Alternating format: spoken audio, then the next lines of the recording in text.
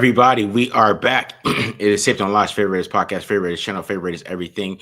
We are back. You guys already know what to do. Hit the subscribe button, subscribe. Hit the like button if you like it. Hit the dislike button if you don't like it. Leave a comment if you like it. Leave a comment if you don't like it. Also follow us on Twitter at @DMarkJohnNFL for me, at Glen Rockney for Glenn, and of course, pandasupps.com, discount code TDL for 35% off.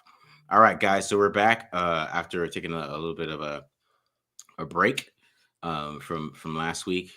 Well, I took a break. You didn't. I mean, you had a lot of great breakdowns this week. I got to say. I mean, you won't give yourself credit for it, but I will on the channel because I watched them all. The ones you guys dropped this week, they're really helpful for people like myself who are like, look, I can type in Charles Grant highlights and see a 4-minute tape or something, but you guys broke down actual film of them, and it's really does a lot. I don't see a lot of people doing that, really anybody to the objective degree that you guys are doing it at.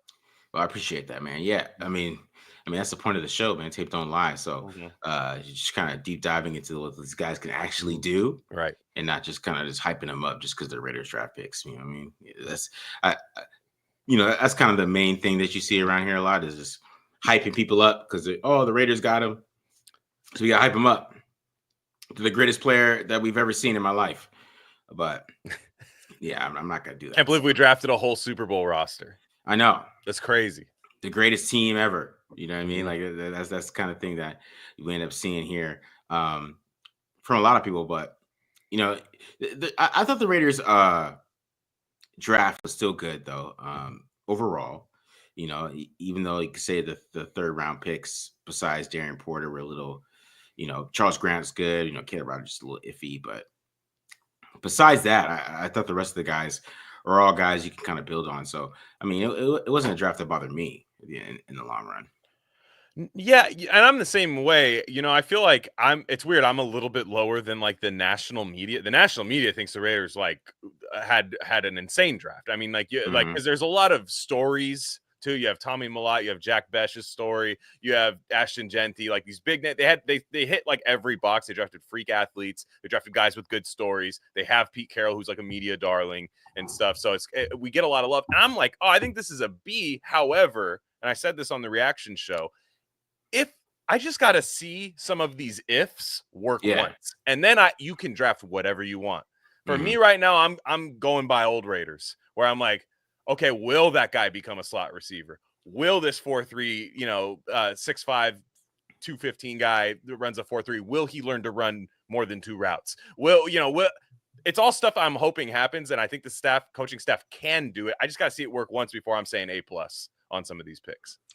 Yeah, I mean, the media is all over this, man. They love the draft. I mean, I was kind of in shock by that a little bit. I mean, they just love everything about it. I mean, from like every single pick too. I mean, seeing Todd McShay just kind of, like, oh my God, the Raiders, what they did. I love everything they did, even though Todd McShay loved every draft, to be honest. I was watching some of these clips, but still, just for them to kind of have that love that they're getting from the media is super different than we've ever seen before. So to be honest, it does have me a little worried. So I'm like, oh, they like it too much. This is weird. Like, why do you guys like this draft too much? Like, it feels good. Like, yeah, the Raiders are getting A's and wow, what a draft. But it's just, I don't know. I guess I'm with you, Glenn. It's the Raiders skepticism in me. I'm the skeptic. And it's like, oh man, if you guys like it, is it good? I don't know, but we'll see. They did have some good picks and some good players that I really like. So we'll see what happens on the field. Yeah, I think and what I mean is, like, I like a lot of the risks that they took. I just can't count them as like that's gonna hit. I can't just say that right now. Look, I'd love to be like the Philadelphia Eagles, which I think Spytek is. I think Spytek's doing a little Howie Roseman stuff right now. Like, kind of like I think he sees football the way Howie Roseman sees football. Let's just say that much. I think he sees it that way. Jason Light's also a phenomenal GM, so it's like, you can tell that he's a smart guy. And for me, I just got to see these guys develop under Chip Kelly, develop under Pete Carroll, develop under Patrick Graham, which they should be able to do. I think this is a very good coaching staff. We've bought into a lot of stuff in the past, and I can't be the guy that's like, Tommy Millott, guaranteed slot receiver. It's going to work, guaranteed. Yeah. Even though, like, man, you watch him, you're like, I get it. I get it in the 6th round. It is a worthy risk. I just can't guarantee that's going to pay off.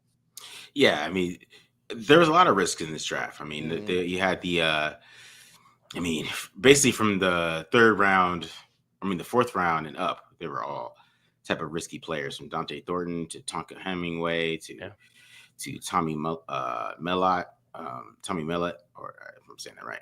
I think I don't know how to say it either. I've heard it every which way, but yeah, he'll let us know. I'm sure once if he starts scoring touchdowns, he'll let us know. Yeah, and then from to Cam Miller to all the way to Cody Lindenberg, yeah, it was a draft that was full of a lot of picks. Mm-hmm. They had 11, right? So man, it's going to be interesting to see how these rookies work it out and see how many guys get in the field, and that's what we're going to do today, guys. We're going to talk about rookie over unders. So we do a lot of over unders on the show, so we do a lot of rookie over unders, and then talk about some of the latest Raiders news, some of the stuff that's happening around Raider Nation right now, some of the conversations that are happening.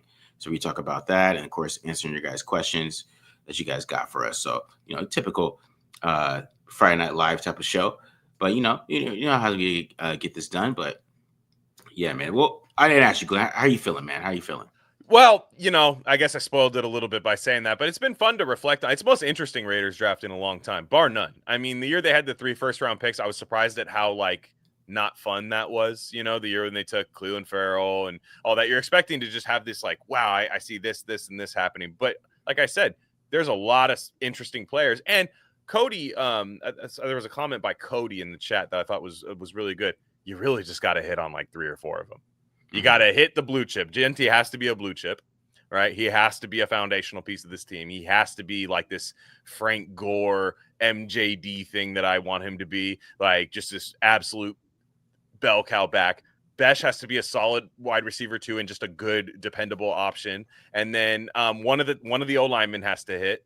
And then after that, you're kind of playing with house money. I do kind of agree with that. And I think guys like Porter have the floor of special teams. Porter's gonna be a monster on special teams. And even Mellott to a degree. I think Mallott's gonna be the guy returning stuff this year. So even those guys that are risks, like we said, they do have homes, I think, somewhere. We just don't know if they're going to be parts of the major 2 phases. That not to say special teams doesn't matter, but you guys didn't do any special teams breakdowns.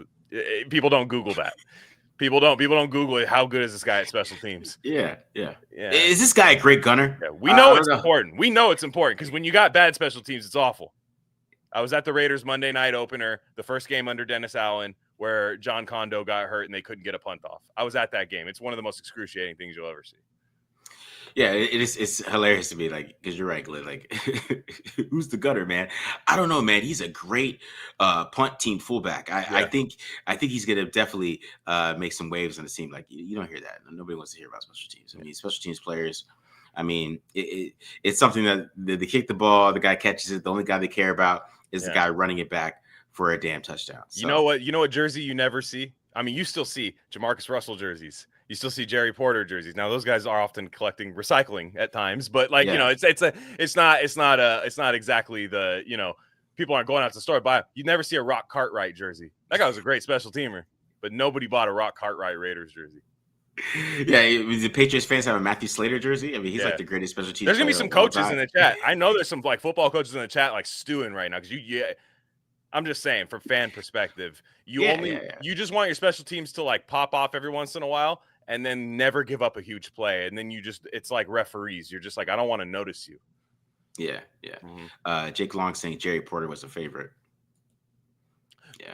Everybody bought Jerry Porter jerseys. It was the weirdest. He was okay. I don't think he was bad at all. He was definitely not what he was billed to be because he was this freak athlete, West Virginia, beast. But he was okay, I thought. Yeah. And he was coming up under Brown and Rice. It was ooh, we got the next one too. Oh, yeah, nah, didn't work. But yeah, when Brown and Rice left, he didn't show that he could be a number one. But mixing with Brown and Rice, man, he actually was pretty good. Which he was fast. He was fast. You're ooh, man, I get it. I understood it. I was hyped. So maybe a lot of people just bought it early. I laugh. What I mean is people aren't buying Andre Holmes jerseys. People aren't buying guys that were great special teams players. DJ Turner, nobody had that last year. Yeah. People were saying Porter was very, very good, not okay, Glenn. That's what they're saying. Okay, what?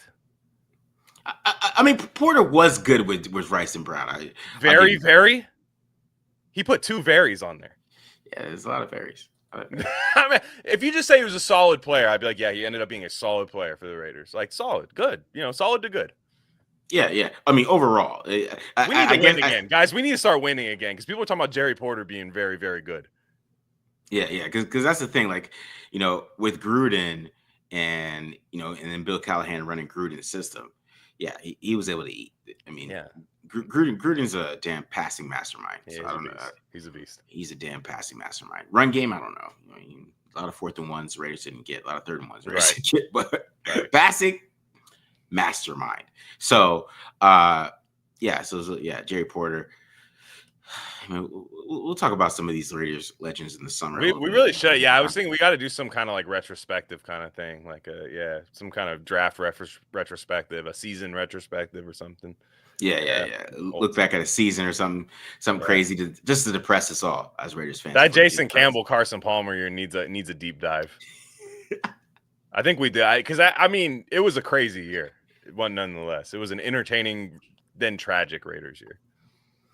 Yeah. Oh, that was a very tragic Raider year, man.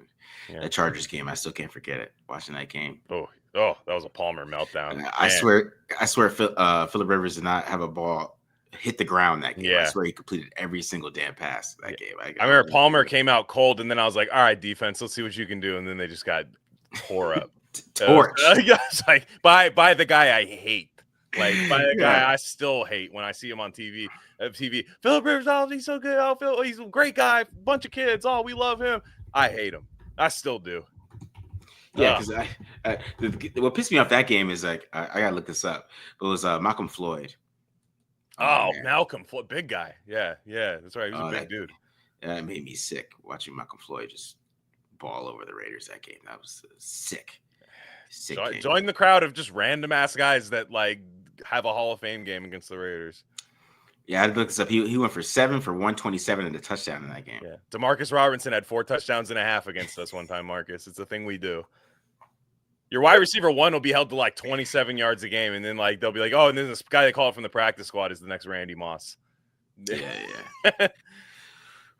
Yeah. Anyways, optimism. We're gonna be good again. Yeah, we're gonna be good again. This is the past, guys. We're gonna be good again. Yeah, man. So let's get some questions here before we start getting into some of this material that we're talking about. Is Carter Bradley in trouble? Yes, unless Pete Carroll loves nepotism, which I don't think he does. Yeah, man, Gus Bradley connection. I owe this to Gus. I don't know. I don't think so. Yeah, I mean, he has a bigger arm than Cam Miller. Cam Miller can't throw the ball. This UNLV guy, Haj Malik Williams. I like him. I'm just saying. But you're right. I'm not that big on Cam Miller, but I know you still have a breakdown coming on him. Yeah. I'm doing actually this weekend. So Cam Miller, and I'm gonna do member stuff for him versus Colorado. It's just with Cam Miller, he can't throw downfield. It's I've been watching the film. I just haven't seen him like throw the ball more than like 40 yards yet. So that worries me a little bit with him. Great poise though, man. The kid is poised as hell. He doesn't get flustered. If he had a big arm, man, I would really like him. But he just he would have been playing at Clemson. If he had a big arm, Marcus. He wouldn't be under the radar. No, I mean, if you had a big arm, I get it, because you could tear up D2 if you can process, stand in the pocket, poise, nothing phases you. You can tear it up, especially with North Dakota State. They just get everybody who is like a fringe D1 player. That's they're like Al Saban's Alabama down there. So you're gonna have 4, 5, 7 receivers to throw to, when everyone else has 4, 8. You're gonna be able to do that. Do you believe the Brady rumors that he was like, I love Cam Miller? Do you believe somebody asked this question? I thought I saw that. Somebody asked. Y'all see that Brady thinks Cam Miller could be special? Is that a real quote? I didn't see the quote. I heard that he says he's not doing a damn thing right now in terms of telling them to do what he's like, which I don't believe for a second. But I also don't think Spytek is just caving to him either. I do think I think Spytek is just a draft fiend that he can't just let somebody tell him who to draft. Like I don't think he's listening to Brady, but I think Brady's in meetings like talking about guys he likes, you know. Yeah. And Spytek was like, cool, let me trade down and get like a couple more picks, and we'll get one of Tom's guys or something. I could see Cam Miller being that guy. Yeah. Honestly, I was shocked they took Cam Miller over Quinn Ewers. I mean, Quinn Ewers in the 6th round would not have bothered me at all. Let's keep it real. No, I mean that's when I thought he should be taken. Yeah. He might cook on. He might have to start for the Dolphins. That's a perfect spot for him to get drafted. And you got a quarterback who can never stay on the field, and then you got Zach Wilson ahead of you, and you're like, this ain't the worst QB3 job in the world. Zach Wilson with the Dolphins. Zach Wilson is he changed his number to number 0. He said I should have gone 0 overall. I love top 5 draft picks. They just last so long, longer than they should. It was a weird thing. Ryan Fitzpatrick quote tweeted Zach Wilson. Because Zach Wilson was signing his contract and he had number 0. He goes, yeah, and I'm changing it up. That's what Zach Wilson said. And I'm changing it up and I'm here in the Dolphins. And then what's his name? Ryan Fitzpatrick said, that's a bad move. I was like, what? Damn. I know. I was like, what? I was like, why are you hating that hard, dude? Like, he's a backup for the Dolphins. You were a backup for the Dolphins. Yeah, Fitz. Like, what's he? That had me dying. Yeah. You never even made the playoffs, bro. Like, why you telling somebody? I know. Why are you hating that hard, dude? Yeah, Fitz, the beard has got too much to him. He's open shirts, the open shirts and the beard. Come on, Amazon Prime money. You ain't want shit, man, to be talking about somebody else. You know what I mean? Still the brokest guy to ever graduate from Harvard. For real. You know what I mean? Seriously. Can you guys tell us the off season, guys? It's the real off season right now. Yeah, because we're talking about Ryan Fitzpatrick tweeting at quarterbacks it was crazy. I was like, I don't even know what you're mad at. Are you mad at the number, or do you just not like Zach Wilson? Yeah, he thinks he's an analyst now. Probably that's what he I know. I was like, I'm an analyst. I can say these things. Are we looking at Chin as nickelback and Palomalo, Trey Taylor 3 safety package this year? We have no nickelback. Whew. I don't know about Trey Taylor. I mean, Thomas Harper, I think it might be the nickelback. Yes, I agree. I still think they why not just bring in Mike Hilton? Is it really a threshold thing? Like at some point, can you not just go like, man, I could get this guy for like $5 million right now? Yeah. I don't know, to be honest. Like, he's small, right? He's a little smaller. Yeah. He's a smaller guy, but he can play. He could play. Like he can't really cover that well. I'm not gonna lie. He's not but for what Pete Carroll likes his slot to do, he's a perfect guy. Because to be honest, I have no idea who's gonna play slot. Like that's a good question. Because I right now we just all have to hope that it's not Darnay Holmes.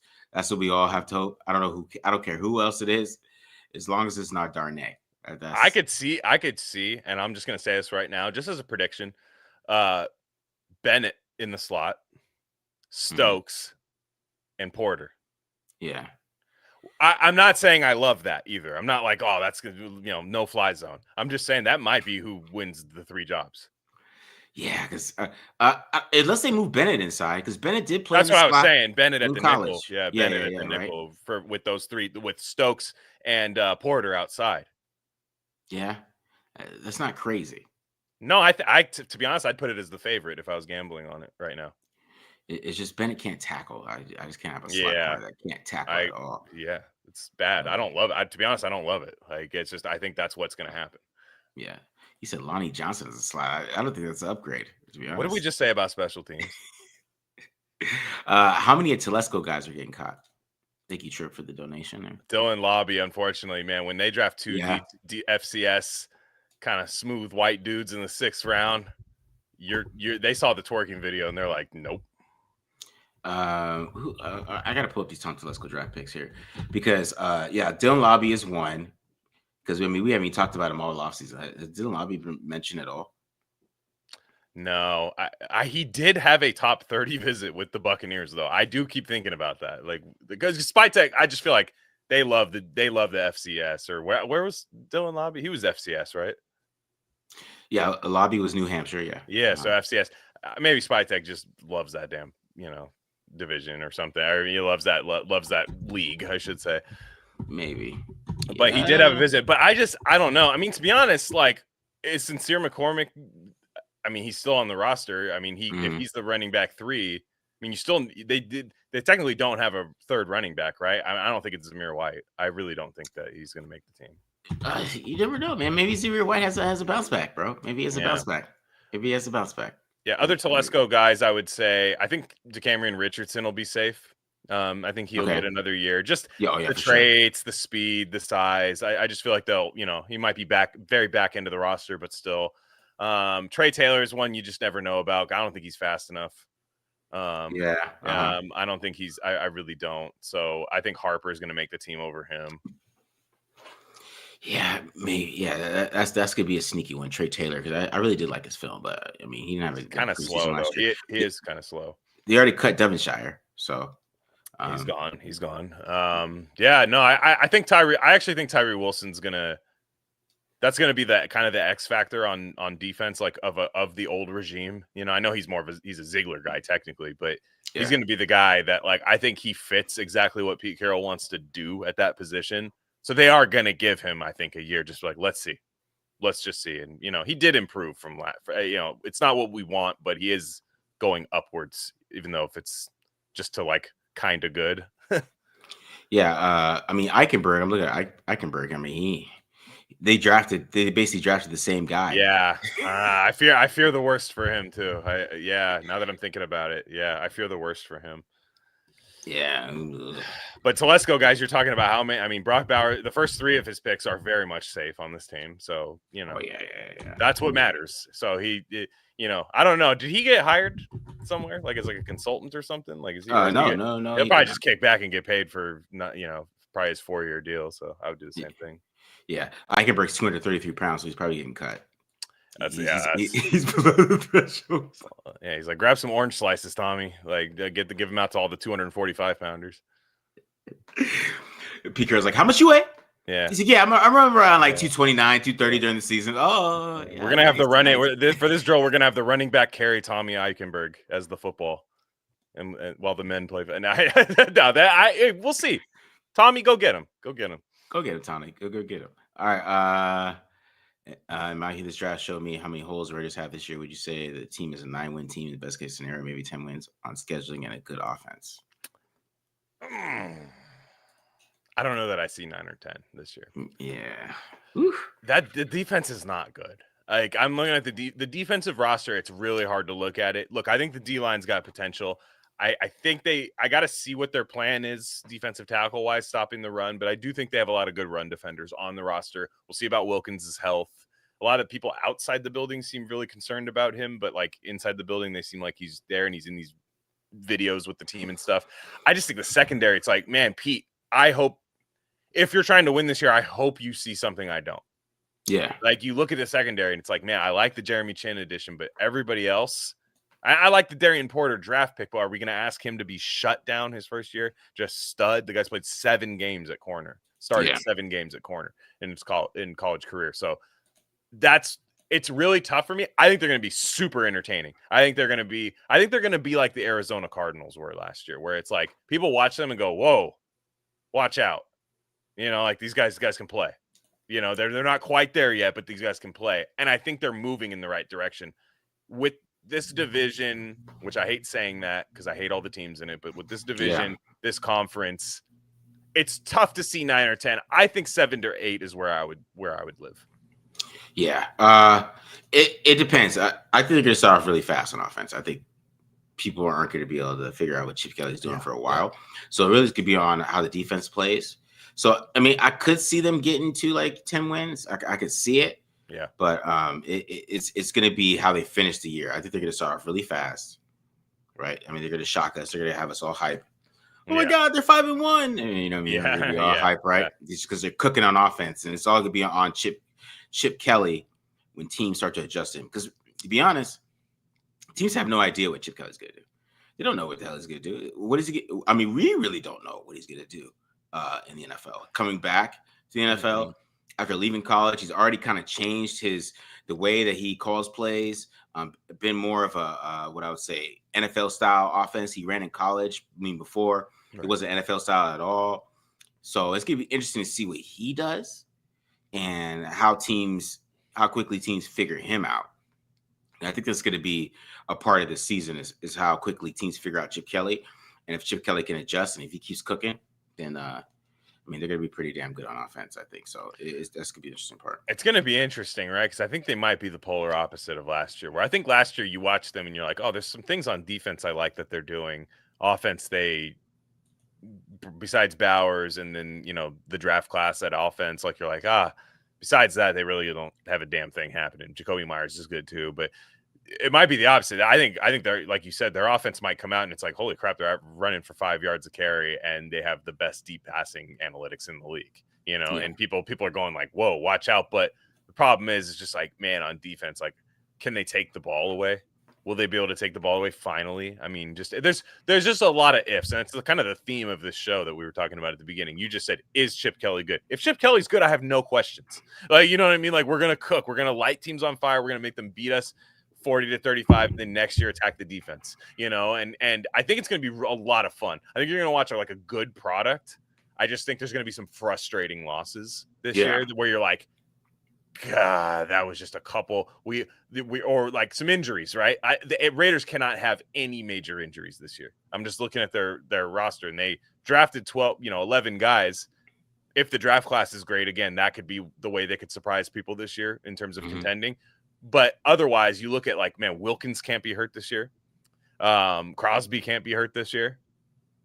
Bowers can't be hurt this year. Like, there's a lot of most teams can't lose their best players. What I mean is, like, man, I really don't like the depth behind these people. Besides, I like Michael Mayer, but he's not Brock Bowers. And is Michael Mayer back? Like, that's also another question, another if. Like, it's crazy. Yeah, there's a tons of ifs, man. Which kind of we'll transition. We'll get some more questions. Like I said, guys, keep asking your questions in the comments. I'm gonna get to your questions for sure. Just make sure that you guys keep asking those questions. Whatever questions you got from me and Glenn, go ahead and keep asking those. Ready to get to them for sure. All right, but this is a good transition because the Raiders. You want to talk about this? Raiders being in win now mode. Yeah. Are they in win now mode? Do you feel like they are in a rebuild type of look, or how do you feel about it? Like after this draft and the free agency, the off season, because the off season is basically over. Get into mini camps, rookie camp, all that other shit. What are your thoughts overall? So here's what I like about what they're doing right now. I just talked about how I don't think they're going to be like that good this year. I think they're going to be solid, kind of upper mid, in my opinion. But what I like that they did is that they can win now. If these things happen, they have the quarterback who could probably get them to the playoffs. They have, a running back who, hey, Ashton Genty's offensive rookie of the year, or at least putting up numbers as such. If he has a Brock Bowers type rookie year, that's really great. They could win now. What I will say is that I love that they didn't mortgage the entire future to win now. So there's really no downside to them, like, not winning now. What I mean is, obviously, the downside is that it sucks and we don't like it as fans because they didn't win. But there's no like future first round pick. It's not Devontae Adams, right? Josh McDaniels takes over the draft or takes over the Raiders. They're kind of a fringe playoff team, but we all know they need a lot more help. That 2021 Raider team, very tumultuous season. Lose your Henry Ruggs. There's a lot of stuff that needs to happen, and they go out and trade first and second round pick for Devontae Adams. So yeah. That was like win now because we decided to pass on a rookie contract to develop somebody to win slowly, build a winner here. They took steps to build a long-term winner while kind of having some lottery tickets to win now. You know what I mean? Like there's some lottery tickets on this team where what if Dante Thornton just is like a 10 touchdown guy his rookie year and it's just like, holy shit, that actually just nobody can cover this guy.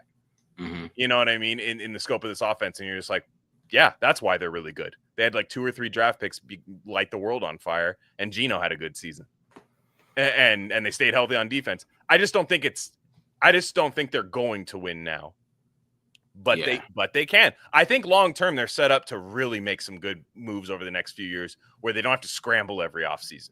They can actually just build like a true building block scenario and a little bit at a time, like rent it. Like when you buy a house and you're like, okay, next year we're going to do the patio. Next year we're going to, instead of every year, like our money's gone. Let's get this money back so we can fix this. I like where they're at is what I'm saying. Yeah. So I think they are in, somebody said competitive now, win later. which I think is a good Interesting. Yeah. way to look at it, right? Because to me, if Geno has a big year, which is a possibility, right? I Yeah. think they're going to be pretty good, Mhm. right? I mean, I think Geno Smith is going to play a lot into this. The Raiders have a good quarterback. I'm not going to say Geno Smith is great. I'm not going to lie to you guys and be like, Geno Smith is just a perfect quarterback in the NFL. I would say he's probably like top 15 because, I mean, but a lot of the reasons why he's top 15 is just because there's not a lot of great quarterbacks in the NFL right now. Let's keep it real. But I think that if he has a big year with a better offensive line and a lot of these guys that get open, and he's throwing the ball to Myers and Tucker, and he's getting the ball to whoever he needs to get the ball to. He keeps the completion percentage high. He gets his interception percentage back down to 2022 and 2023, and not have it like it was last year. Right. If he can work those things out and not feel like he has to play hero ball, then yeah, you could feel like that why they are in let's be competitive now mode, and they want to put a good product on the field. I think that even if they feel like that they are going to be, like I said, not the best team in the world, they want to be that type of team that can kind of compete at the end of the year, and then maybe they can add some free agents next year and kind of build on that, right? And once they build on those free agents, add some more rookies in the draft class, whatever they want to do next year, and kind of just build on this season. But if Geno Smith, man, has a great year, then I mean, we aren't going to be talking about them kind of not being in win now mode. But I think Geno Smith himself makes him competitive. Yeah. Because I don't know how good those Seahawks teams really were, especially last year. Yeah, it's you know weird. what I mean? It's right? And they still found a way to win 10 games. Yeah, because right? you watch them, like when they're good, you're like, man, that team looks really good. And then their bad was like, man, this is unwatchable. You know what I mean? Like those bad Geno games are really bad. But his good. Well, I got to ask you something about this. I think the fans would be interested. During your time doing this, some could call you a car apologist. Some could. I don't know if that's accurate, but that's what people could say. There are many people that would call you worse things than a car apologist. But, I'll just say that for PC reasons. But like the do you think 2020? Let's say that Derek Carr's first Josh McDaniels year, like versus Geno Smith's first Pete Carroll year. Which quarterback are you more excited about having going into a new coaching regime? Geno Smith. Okay. I am too. I was just wondering if you watch the film, they're both the same tier of quarterback, which is kind of confusing for people. So people could say Geno is another Carr, but I watch it and I see Geno make plays in unclean pockets the way that Carr couldn't. I see a lot of things that is like, okay, there is some playmaking ability to him that I really like. There's still a lot of problems. There's still the red zone problem. There's still a lot of things that he does there. But I don't know that Geno has had Chip Kelly level, like kind of freebie offense that I think Chip Kelly can bring for him if it's going right. Because Chip did that in the NFL. He created easy reads for quarterback. And I think Geno's a really smart quarterback, Yeah, because with the thing with Derek Carr and what I always said about him, I always felt like he was like a basketball player playing quarterback. So it always felt like that he didn't like getting touched. You know what I mean? Like that was a difference. Like he was supposed to be Kobe. Like that was his dream. He didn't want to play football. He wanted to be Kobe Bryant. And I always felt like when I watched him play quarterback, that's how I felt. I felt like it was like a basketball player, a guy who was like could dunk and like do a whole bunch of stuff, playing quarterback where you have to get hit sometimes, and it just that part of the game just wasn't fun for him. Jalen Green. So he's Jalen Green is what you're talking about. Yeah, basically. Okay, yeah, gotcha. Exactly. So basically, like some games he would like to get hit, and he would take them, and then some games he just wouldn't. So I think the difference between Geno Smith and him, which I think where they have some similarities, is like anticipation and things like that. I don't think Geno anticipates like he should to be a great NFL quarterback, and I think his arm kind of makes up for it a little bit. And I think Carr at times kind of had the same issue, but I think Geno just handles the pocket so much better. I agree. I posted that clip that a lot of people were pointing out his pocket presence was the main thing that stood out to them because they haven't seen somebody just kind of avoid pressure and field pressure and Well, and he those type of spins things. to his left. And I know it's from playing like baseball. Like when you spin to the throw side, it's a little easier to get something. But you spin to that left, it's kind of tough. You're kind of coming off the other foot, coming off your off foot, and he puts that just rope to Metcalf in the end zone. You're like, man, like that's like that. We need some of that, Yeah. and like it's just. I think there's reason. I think they're about an 8 to 9 win team, and when you predict the team to win 8 or 9 games, that usually means there's a chance they can win 10 or 11. It's just a lot of things that you have no track record of proof to go right. Like I love Pete Carroll. And he has a track record of developing kind of late round picks, kind of cast off guys, and making them feel like they're where they should have been drafted at. We should have drafted Eric Stokes. Like he belonged here. He's able to do that. I just got to see him do it with a Raider logo on his shirt one time. He does it one time with the Raider logo on his shirt. I will sign over checks to the dude. Like that's the thing that's stopping me from saying they're going to be the surprise team. Is just it's my damn Raiders, and they find a way to make me sad. Yeah. But in my opinion, it's a little bit on Geno Smith. I even think on defense, I think they'll play good enough on some games, and some games they'll get torched. I mean, they obviously like Eric Stokes. They like Devin White too. I mean, I think that's the one that's killing me right now. Yeah, remember when they signed him and everyone's like, Glen Chilly's not going to start, and I'm like, okay, who's starting over him right now? He's gonna have to be on the field at some play meaningful snaps. He's the winner of the draft. 100%. He won the draft for sure. That's all I gotta say. They brought in 5. They brought in 5. I think it was like 4 or 5 like UDFA linebackers. So like I said, maybe their guys didn't get drafted, and they're just like, oh, guys, you have no idea how much we love these UDFA. But it's a UDFA linebacker. So right now I'm like, is Lichtenberg? I don't know how you say his name, but he Lindenberg. Yeah, I liked Matt's breakdown of him. I was like, hey, that looks like something we could use. Yeah. But it's just, again, on defense, you're depending on a lot of the Pete Carroll effect that I have yet to see with the Raider logo on.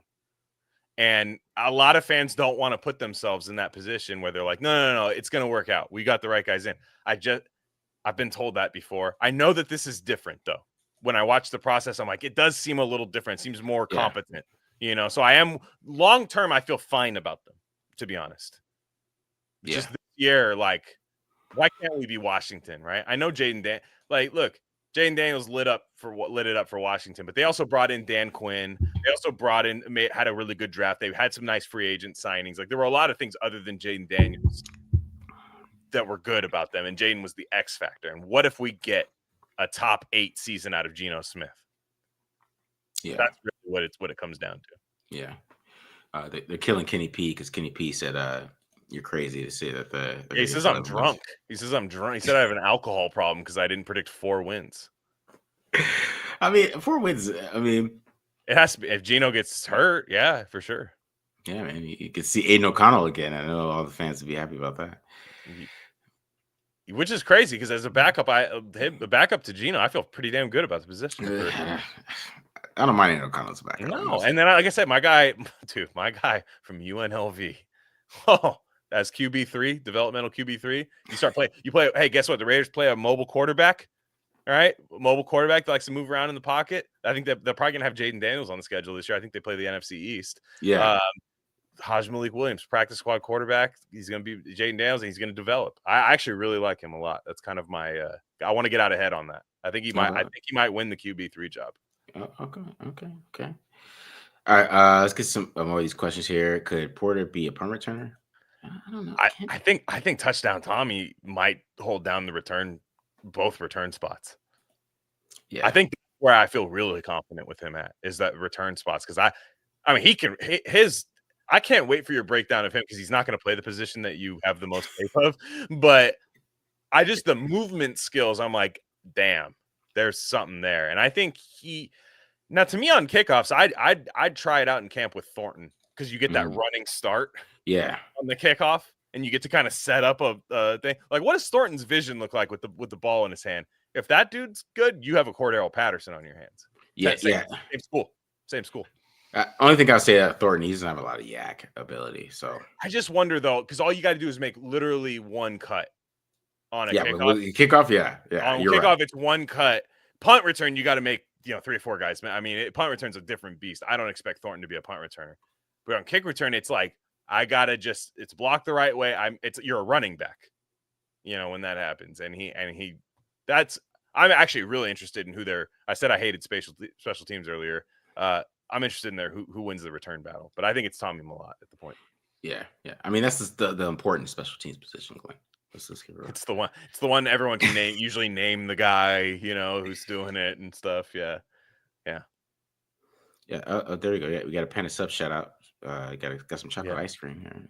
All right, I will say one thing. We have the Raiders will never be without a quarterback, though. Have you noticed that? Because you have Jacoby Myers and Tommy Millott.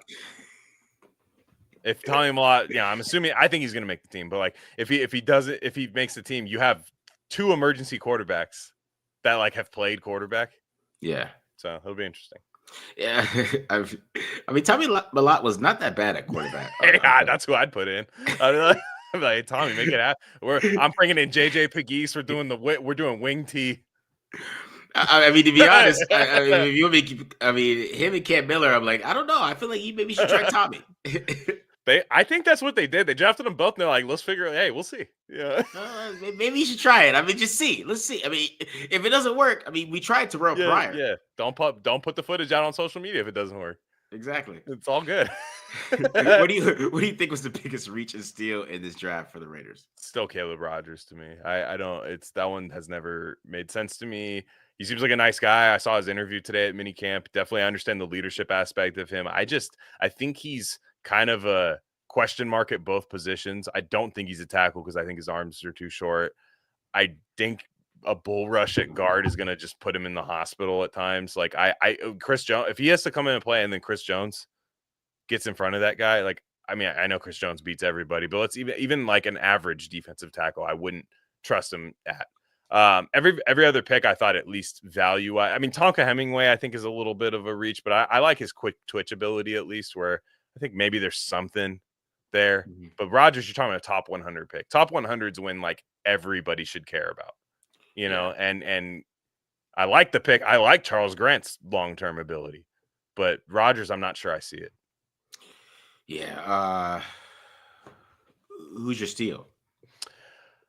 I think it's Dante Thornton. I don't know. I'm a Thornton guy. To me, I just see a scenario where if I'm Chip Kelly and I want a 4 wide receiver set, when I know a team is like hurt at defensive back, you know what I'm saying? Like say a team, say Chip Kelly's playing the Raiders, but like say he's playing a team that has like 2 healthy defensive backs, but they're light in the pants. You have Genty in the backfield, and you want to go 4 wide, and I go, can your 4th best corner account for Dante Thornton?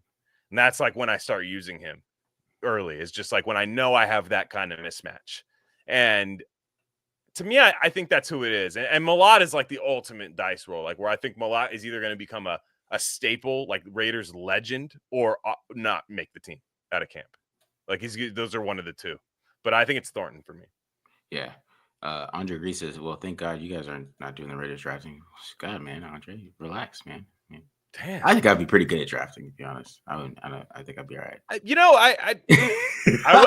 I don't know if I could beat our current GM, because I think our current GM is smart. He's the first guy where I've felt like I'm like, I could do better than that. You know what I mean? He's the first guy that I've actually seen like going, okay, that was smart. I see what you're doing. But like, and I actually think Ziegler was okay at drafting. I don't think he was terrible. I don't think he was good. I don't think he was bad. But like Mayock, I was like, pass the sticks to me. I could literally outdo you in the draft.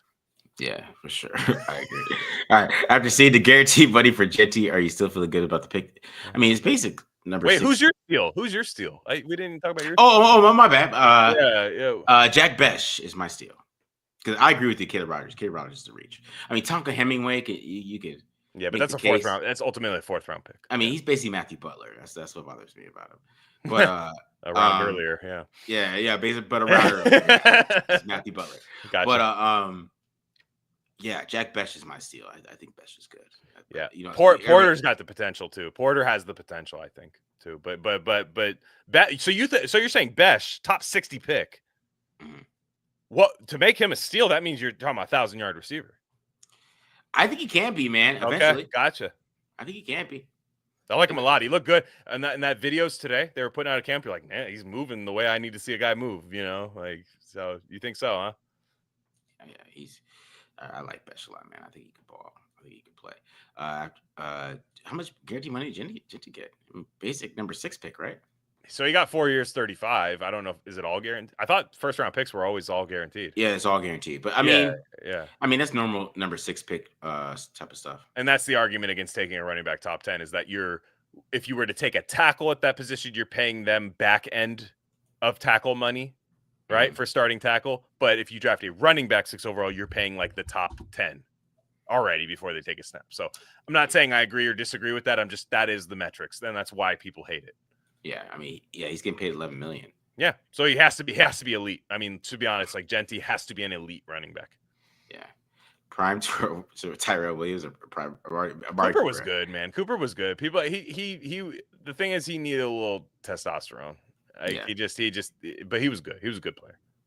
All right, rank the second round receivers: Burton, Higgins, Betch, and Harris. No bias. Who would you have drafted in the second round? I mean, obviously, if you're listening to me, I would draft the Besh. So, but I mean, Burden just bothers me because he just, even him like keeping it real with his number. Like they ask him why did he pick 87. He's like, there's no numbers left. It just tells me what kind of person he is. I mean, you're just keeping it real at the wrong time. And then I like Higgins and Harris, but I would take Besh over them. I say Higgins and then Besh, but that's how it went. Higgins was before Besh, so I even kind of think they had him up there too. And I think they traded back once he got picked because he got picked early by the Texans in the second round. And I think they just were like, all right, trade back. Yeah. So, but yeah, I'm actually really excited about Besh. Yeah. The 87 is an ugly ass number. No wonder why you're mad. I mean, it's just funny until he said that thing. So why'd you pick 87? No numbers left.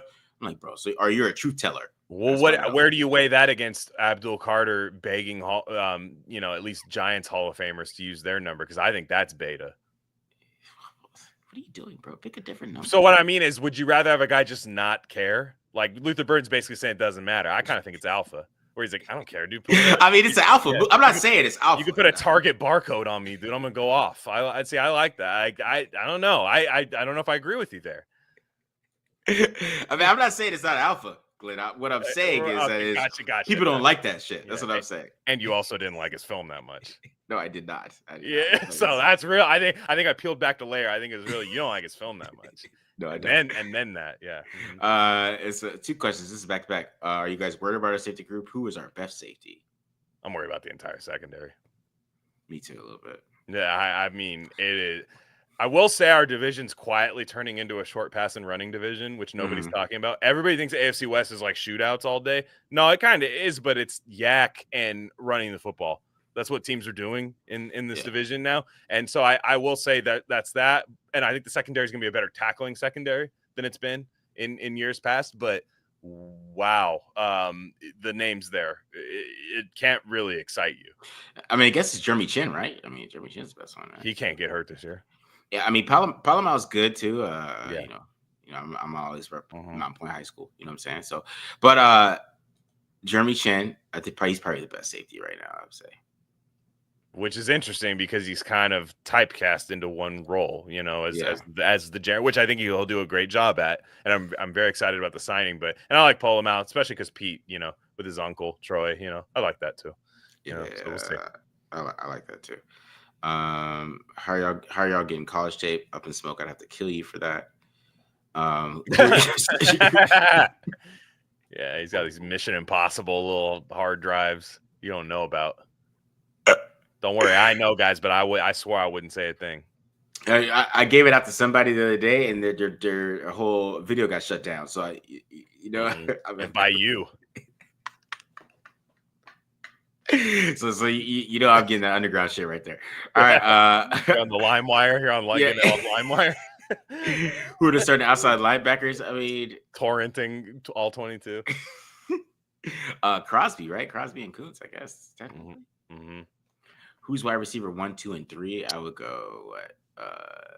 I would go Myers, Betch, Tucker. So I go. Yeah, I mean, I don't.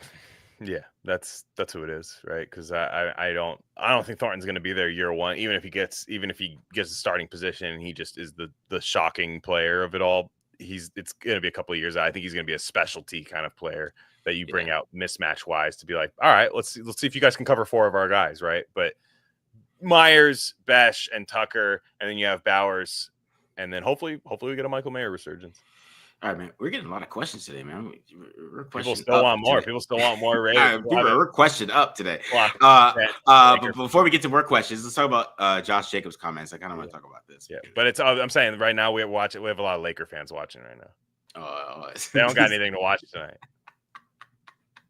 Yeah, man, that 4-1 loss was super easy. All right, Josh Jacobs made some comments about Josh McDaniels, Dave Ziegler. I don't want to talk about this too much because, you know, it was just funny comments. But what were your thoughts on that, Glenn? That Josh Jacobs stuff?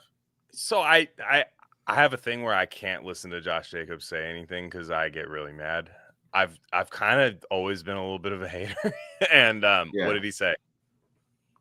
What did he say? What's his overall take about it? I actually don't know. Basically, like they had a report, like when they were trying to discuss the franchise tag, they had a reporter on the phone. So everybody's trying to figure out who the reporter is. But Dave Ziegler and they were talking on the reporter on the phone. And I guess Max Crosby was there too, and he saw it. So like Josh feels like very slighted. Like they weren't really trying to give him a real deal. And this is about it's not about Tom Telesco. It's not about Telesco and Pierce. It's about Josh McDaniels and Dave Ziegler. Which I agree. Which again, that's 2 GMs ago. I don't know. I try to. Unfortunately, I remember everything they did too well. But for the most part, it's like you're mad at one guy has a job. McDaniels got hired. That's going to be fun as the Patriots offensive coordinator. But Ziegler's chilling. He's probably golfing and just kicking back for a couple of years. But for the most part, I'm kind of like I didn't want to give Josh Jacobs a contract. I was on record. I didn't want to pay him again.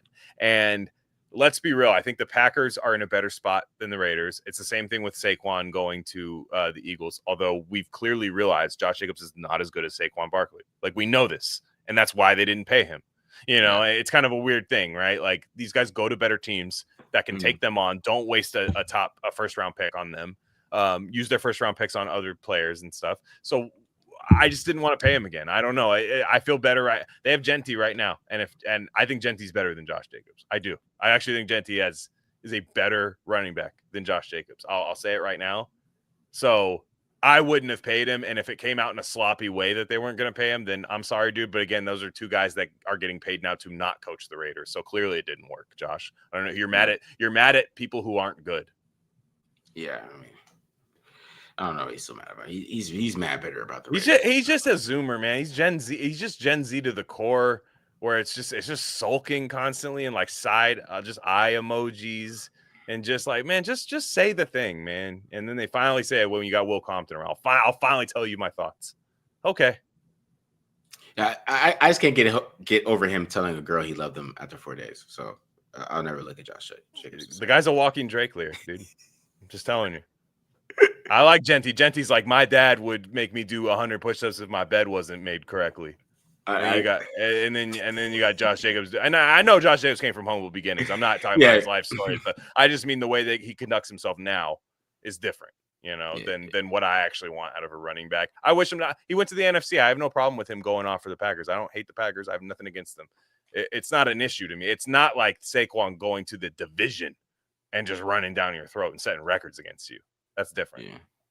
Yeah. So it was just Josh Jacobs sipping, maybe. I mean, you got to admit, Genty's college tape is better than Jacobs. It is. Yeah, I mean, you watch it, you're like, and I get it, but we drafted Jacobs in the first round too. So you're talking about first round picks, one way or another. Yeah, and it's. I think Genty's better. I think he fits. I think we're drafting him into a better environment too. Mm-hmm. Only Simps say I love you in 4 days, brother. Yeah, it's true, and we've all done it, guys. I'm just saying. I mean, she was fine. She was fine. So I'm not gonna get too. That's crazy something you tell your friend privately, and then keep the secret. All right. What the hell is going on with Christian Wilkins? I mean, is he still? I don't get an accurate report. Like I said, I've heard reports that his foot is like still messed up, and then you see him like smiling with like, football gear on. And you're like, well, so is he limited? If he's limited right now, that's fine with me. Yeah. I don't anticipate, I'd bring him in slow and then training camp, let him loose, like that's feels fine. I'm not worried yet, but they do need him this year. Yeah.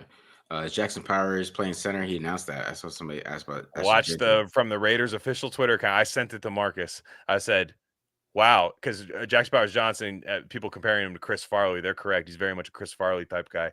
He have to Genti, who's not the tallest guy in the world, and he says, "Hey, Jackson, I'm your center." So he said, "I am your center." Like they told me when they took over, "Hey, Jackson Powers Johnson, you are the center of this football team." Yeah, 100%. Is Colt Miller's the? I hope so. I mean, they want to win. They need him. You don't bring in Geno if you're going to get rid of the if you want to win. If they draft, no, like I said, if they drafted somebody at 6, then yeah, okay, sure. Then you move on and we'll see what happens. But right as of now, Charles Grant's not a starting tackle right now. So no, it's Miller. Oh, he was wearing a boot at Max's draft party. Okay, well that's something. But why was he like in gear? Why was he at the camp? Or, what I mean? You saw his pictures, right? Where he was like kind of suited up to the degree of everybody else was. So I don't know. Jimmy Graham. Do you see? Not really. No. I think he's more well-rounded as a wide receiver. He kind of reminds me of, and I hate doing this white guy to white guy thing, but it's Thielen to me.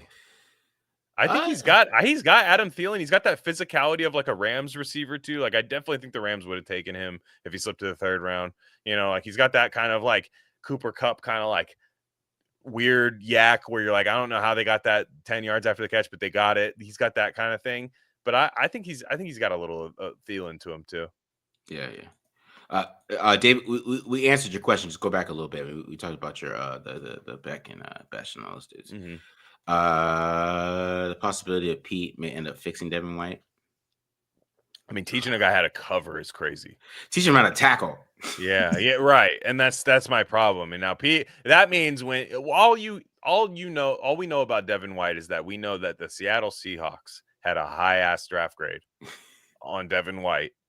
And Devin White went like 5 overall. I think he went right after Farrell, which that's a crazy 4 and 5 of a draft. But I think he went 4. I think he went 4. No, Farrell went 4. I know that. Oh yeah. That's just true. So White he did go 5.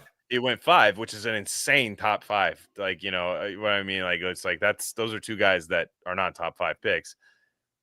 You're teaching a guy to do something that like he either knows how to do or doesn't, and that's what I about Devin White is like he's got all the tools, he just doesn't do the fundamentals. It makes me nervous. It does. What kind of offense does Chip run? Good question. I mean, at Ohio State it was more like a West Coast offense, so like outside zone power, and then play action, quick passes, mixing with some deep passes. To be honest, I don't know what he's gonna do, which I'm kind of excited about. So I will ask this: so let's say that he's bringing a decent amount from the Ohio State, what we saw at Ohio State, and that's going to be what he tries to do in the league. What has to change from that Ohio State offense to fit an NFL offense, if that's what he's bringing in the league? He can't spread the field out like he does in college, so he's got to make it more condensed. He's going to have to run some of these concepts from a more condensed field, right? Because the NFL field isn't as wide as the college field. I mean, that's why Dante Thornton was able to kind of eat a little bit on those like skinny posts, because you could put him all the way out the end of the hashes and he could run up skinny posts, and you have all this room for Mr. I want $5 million for no reason to throw him the football. So, so it all depends. He's gonna have to adjust that way, but he's done it before, so that's the thing that I like. Yeah, and I think they have receivers that can block, so I think they're going to be able to be really multiple on offense, especially with the Genti pick. So I am excited about the Chip Kelly offense. I just don't know what it's going to be. Yeah. All right, a couple more questions, and I'll talk about the draft again in a little bit here. So, what veteran wide receiver do you bring in? Is it Gabe Davis? And then somebody asked, is any chance that Trey Tucker doesn't make the football team? That would be a huge shock if he didn't. To be honest, that would be a huge shock. Now, I don't think it's 100% chance, but I think there's 100% chance. But I think Trey Tucker is going to make the football team. That would be a huge shock if he didn't. To be honest, that would be a huge shock. Now, I think there's 100% chance, but I think Trey Tucker is going to make the football team. I don't think it's 100% chance, but I think it'd be a pretty big shock. I think that'd be weird. Unless I think they'd have to trade him. Like, I think they would have, team would say, like, I'll give you a 4th round pick for him. And then, all right. And then I think about it. But I don't think they're there quite yet. And that, to me, that only happens if Dante Thornton has like an insane preseason, has an insane camp where it's just like, actually, dude, all he needed was a couple things. And it was like, all of a sudden we just brought a few things. So that would be a good problem to have if that was the case, I guess, because that would mean your draft pick is lighting the world on fire and he's a foot taller than him.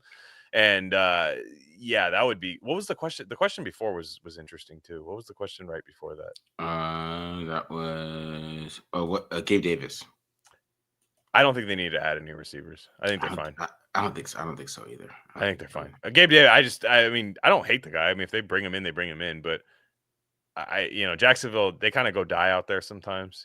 Draft picks. Mm-hmm. They'll like draft a guy who goes off, and then their veteran Christian Kirk's going to Houston. So maybe, but there's a lot of receivers just sitting on the waiver wire right now, waiting for somebody to get injured on a contender. So yeah, exactly. All right. People ask him, is Rodgers that bad? I mean, he's not bad at tackle. He's kind of bad at guard. There's people that think he's winning a starting spot, and I'd feel terrified. I mean, Brandon Thorne said that, so that's the thing, like, because he's the O-line guy. He's pretty low on our O-line, which I'm lower on our D-line than I am on our O-line. With what we're expected to be, you know what I mean? Like, I actually think their O-line, there's young talent there that I think can be developed. Yeah, there is. I agree with that. All right. So before we get to over-unders, kind of a little bit of the draft overall. I think we talked about it a lot anyways, though. But, there are some good picks. There's some bad picks. What were your thoughts on the draft overall, Glenn? Yeah, like I said, just a lot of I like that they traded back in the second round and basically got a bunch of picks. I love the idea that John Spytek was so ticked off, regardless of how much he loves Geno Smith. But he's like, I gave up a 3rd round pick for Geno Smith. Let me go get 2 more 3rd round picks. I like that he did that.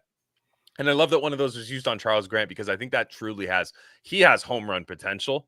He also has like, oh man, it didn't work potential too, but but watching your guys' breakdown, and you're like, man, that dude's got some movement skills where you're like, that doesn't match the RAS. That's crazy. So that's a pick they were able to get. Those 2 back end of the 3rd round picks were nice. And I like that they went pretty damn safe for 1 and 2. You got 2 stand-up character guys, productive. Best particularly got better as he went on. And then you have Genty. Those are like if you just want to have like a floor for your draft, you're like, these 2 guys hit, we're good. Anything else after that, it makes it a great draft.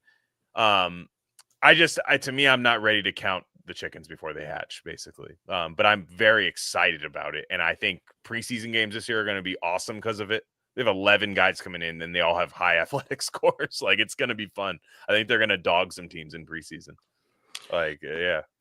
Yeah, I think they got some good young players that they brought in. I think that, just having 11 picks just really fits what they needed to do. I really wish the only thing I say about the draft is, I talked about this before the draft. I thought they're going to go more defense. Yeah. I just feel like they just went so much offense. And I thought that was so interesting, right?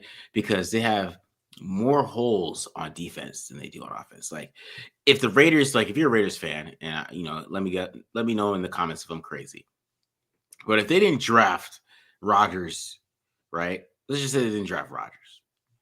Right, you'd feel pretty good about DJ Clay's playing right tackle, right? His second year, he played pretty good. I mean, he wasn't great. He was solid as a right tackle as a rookie. So if he gets better, then there's really no reason to draft a tackle, right? And just the whole at linebacker, and it really just showed to me this draft, which I think next year we're going to have a really easy time just picking who these guys are. That's really what I feel like this draft really taught me is that.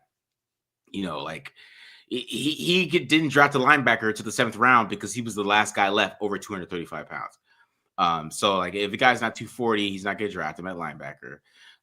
If the defensive end isn't 260, 265, he's not going to draft him at defensive end. He's not going to draft these fat guys at defensive tackle.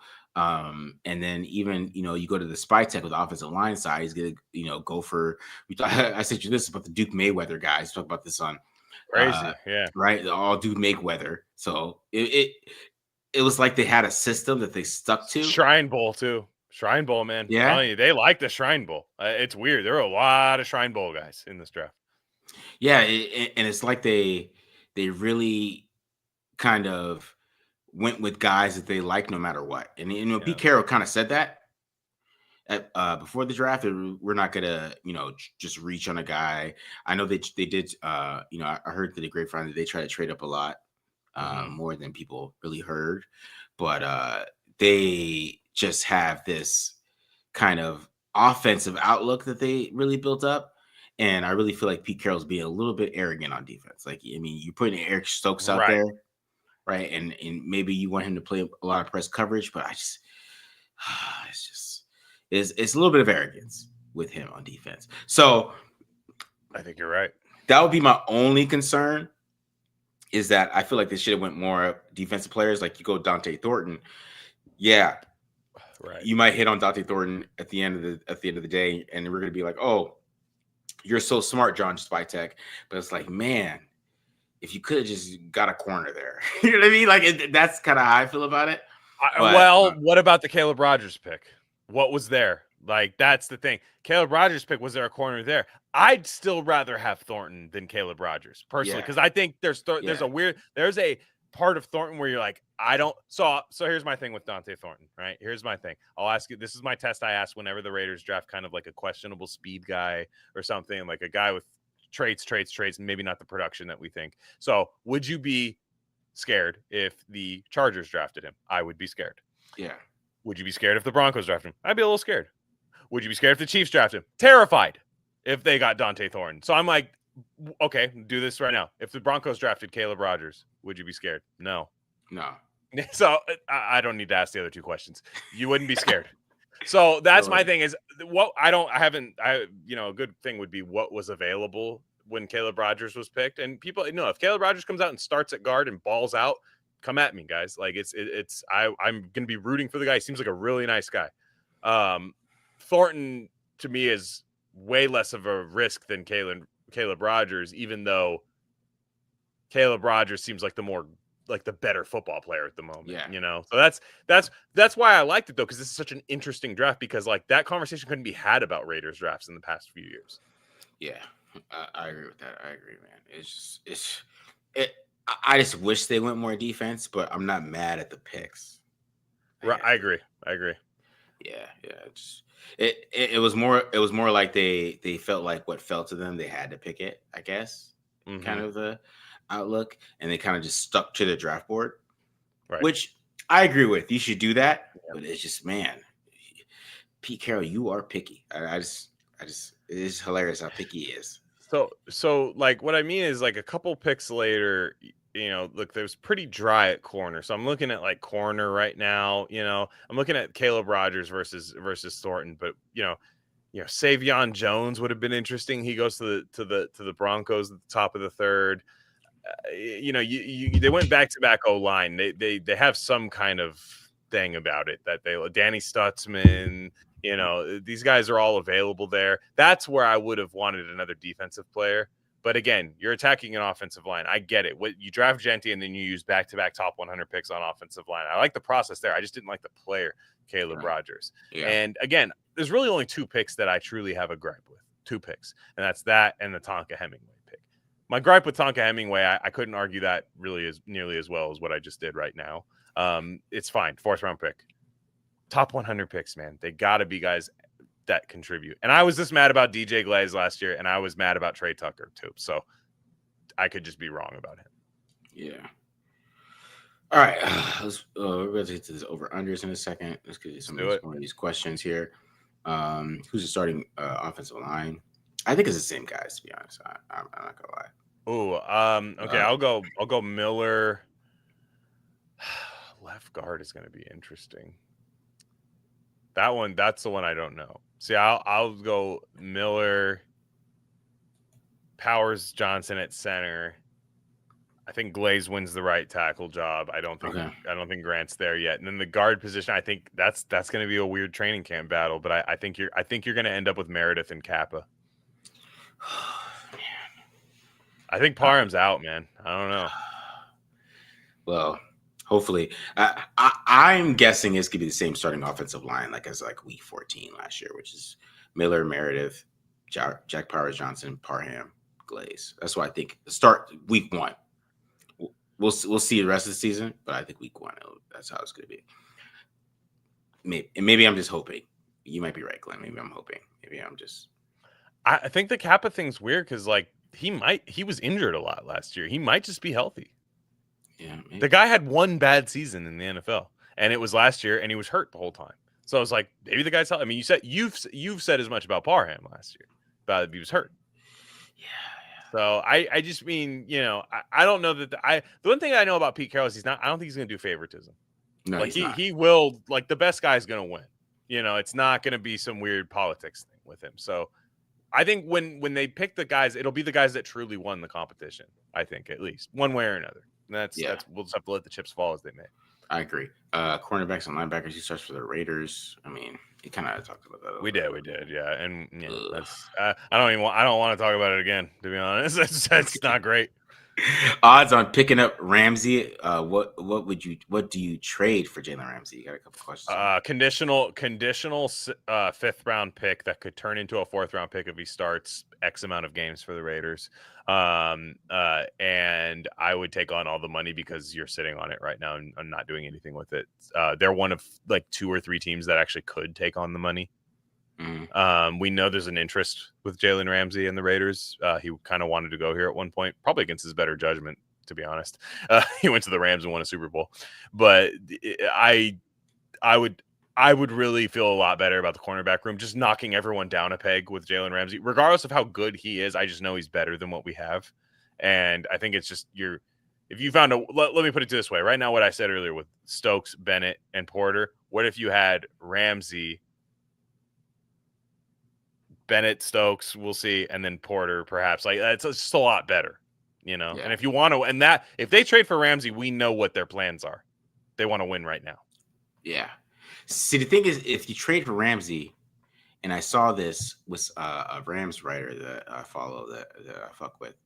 What if you play safety?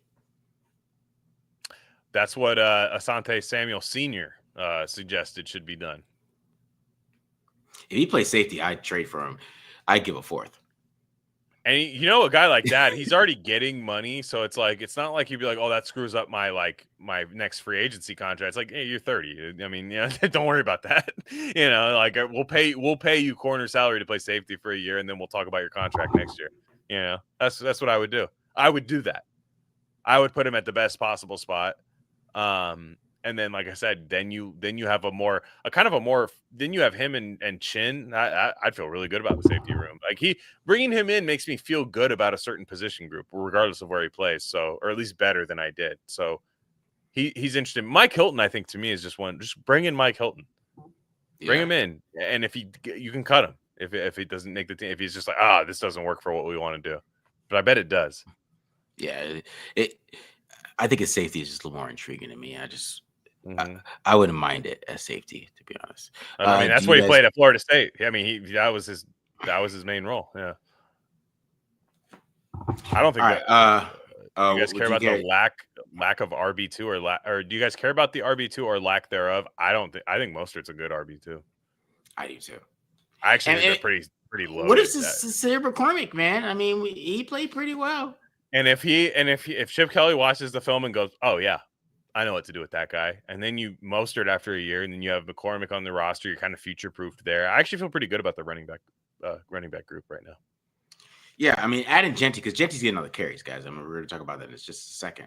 He's getting all the carries, man. I don't know what you guys. I mean, we talk about backup running backs, but Raheem Mostert is a great backup running back to Ashton Genty, who's going to get like at least 3. He's probably going to get the 280 to 300, right? Yeah.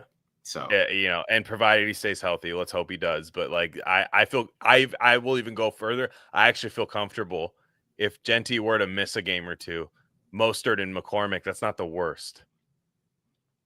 Like that's not like, oh, we're fucked. Exactly, Yeah, right? yeah. You're Like 100% right. it's not Zamir White and Dylan Laube, you know what I mean? Like it's there's running backs that can make things happen. I don't think they need to add one. I mean, if they do, it's fine. I know they have Notre Dame's running back coach, and then they invited a Notre Dame running back to their team to camp. So Yeah. just saying, keep in mind, might be a little something that happens there, but there's room for like somebody to light it up. I think McCormick's gonna go against somebody in camp and be like, "Are you better than this guy?" But I think McCormick showed that he could be something. He could be an RB3 in the league. I think that's what he is. Yeah, for sure. All right, we get to the rest of the question, guys. Question in a second. Let's get to these over unders here, man. Yeah. Let's We'll answer start. a lot of questions in the over unders, I would imagine. Yeah, exactly. All right, over unders. Let's start. So, of course, we're gonna start with the big dog here, who is the number 6 pick in the draft. All right, here we go, Glenn. So, Ashton Genty over under 10 touchdowns, rush yards 1,300, receiving yards 350. You set these numbers. Yes, I did. I said Okay. this. This is Marcus Yeah, this is Marcus Sportsbook right here. Oh, damn. You set them high, so you have high expectations for this. No, this is over under, man. I know he's gonna get the ball a lot. They drafted him at 6. He's getting the ball a lot, and people are saying like, "Oh, that's a lot of number." This is over under, so we're going over under. I think that's gonna be a good spot because he's getting the ball 300 times. He is, and hopefully, if you get the ball 300 times and you run at least about a 4.5 yards per carry, 4.6, and have a good year, you should hit 1,300. Yeah, but what are your thoughts? 10 touchdowns. I mean, if I'm right on the nose, if I push right here, that means I'm getting. That means Genty had 1,650 all purpose and 10 touchdowns. We're talking about a beast there. Okay, yeah. I think he gets over on the touchdowns. Okay. Over on the touchdown. I think he's going to get a lot. I think he's going to be a touchdown merchant. And I think that's one of the sneaky shrewd things the Raiders did was the way to mitigate Geno Smith's red zone woes, I think, is just a guy who could punch it in from like the 10-yard line, pretty easy. And I think Genty can do that. Rush yards, I'm going to go slightly under. Okay. Receiving yards, I think he goes over.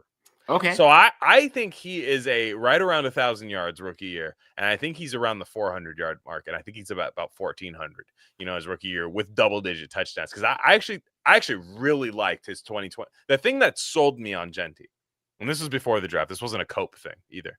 This is what sold me on Genty was this guy can catch the ball. And I think they can do some complex route running stuff with him. He played, I think his first year at Boise State, he had to play a lot of receiver. There's some deep routes that he's running at times. Yeah. I think Kelly's going to try to find a way to I think Kelly wants him to be Christian McCaffrey is what he wants him to be.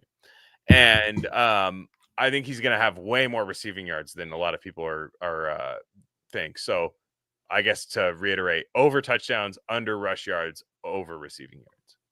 Okay. All right. I'm going to go under on touchdowns. I'm gonna go under touchdowns. I think he's gonna get 8 or 9. JJ Pegues.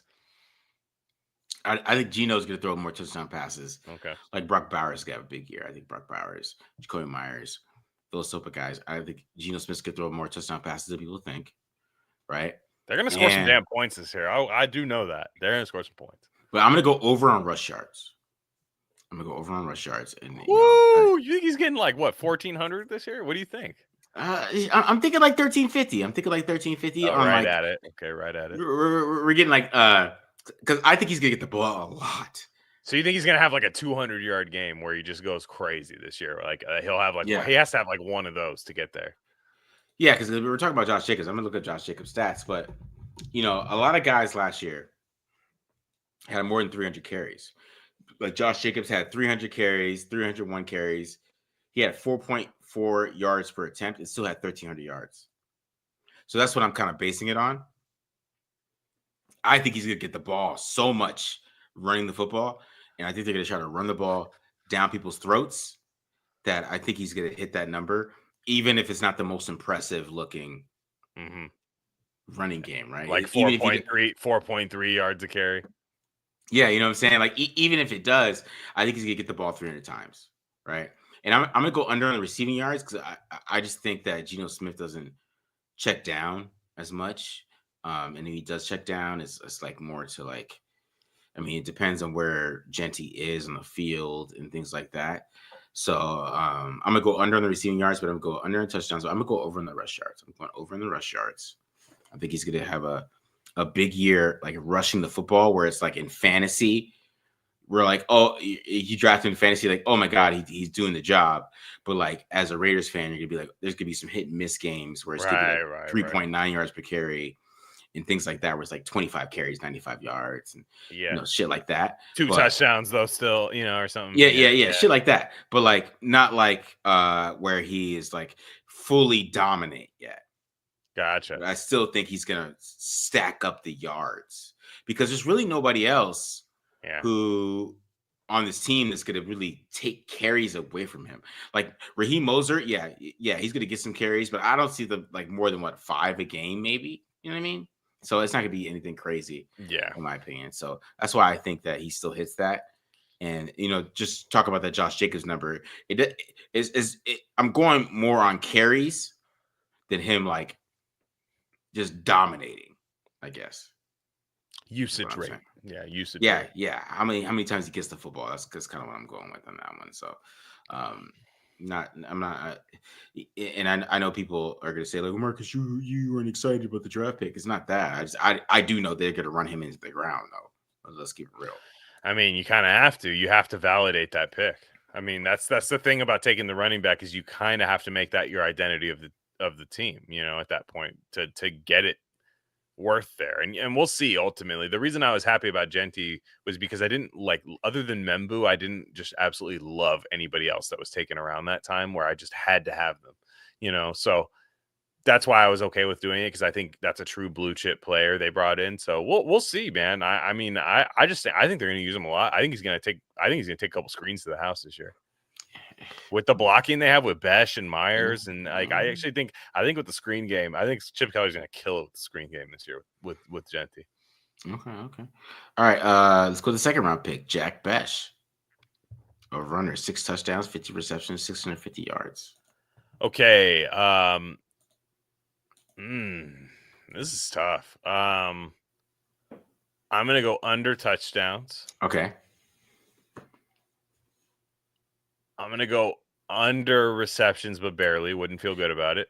Okay. I'd be right around 40 to 45. And I'm gonna go under on receiving yards. Now people are gonna say like, "Damn, Glenn, you hate this guy." No, I think he goes about 5. I think he goes about 40 for 589, 40 receptions for 589 and 5 touchdowns. I think that's a fine rookie year. Yeah.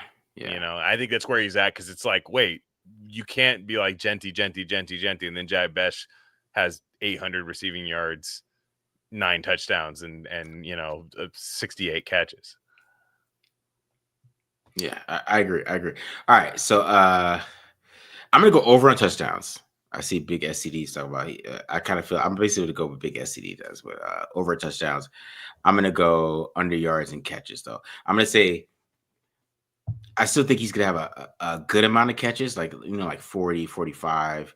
It all depends on how healthy the receiver groups is throughout the season too. Like if Jacoby Myers is healthy the whole year. But I just feel like there's just what he does in the red zone. I think Gino's gonna be able to trust him, where like he can catch everything, take those big hits in the middle of the field, and I think he's gonna get some touchdowns there. Even though I'm gonna go over the touchdowns, I'm gonna go under the receptions and under the receiving yards, because I still think Jacoby Myers and those guys are gonna eat, and Brock Bowers, and I think Trey Tucker's gonna eat more than people think. Yeah, exactly. I do believe that he's gonna be a little bit of a red zone where like he's gonna become like a fantasy guy too, where like people get overhyped by his fantasy stats going into the 2026. Yeah, Matthew Berry does like a 10-minute video of like, why don't you have Jack Besh on your roster? What are you doing, fantasy owners? Yeah, he's a 2 catches every touchdown, like type shit. You know what I mean? You can get him 18 rounds later than Puka Nacua. What are you doing? Exactly. So that's why I think about him a little bit.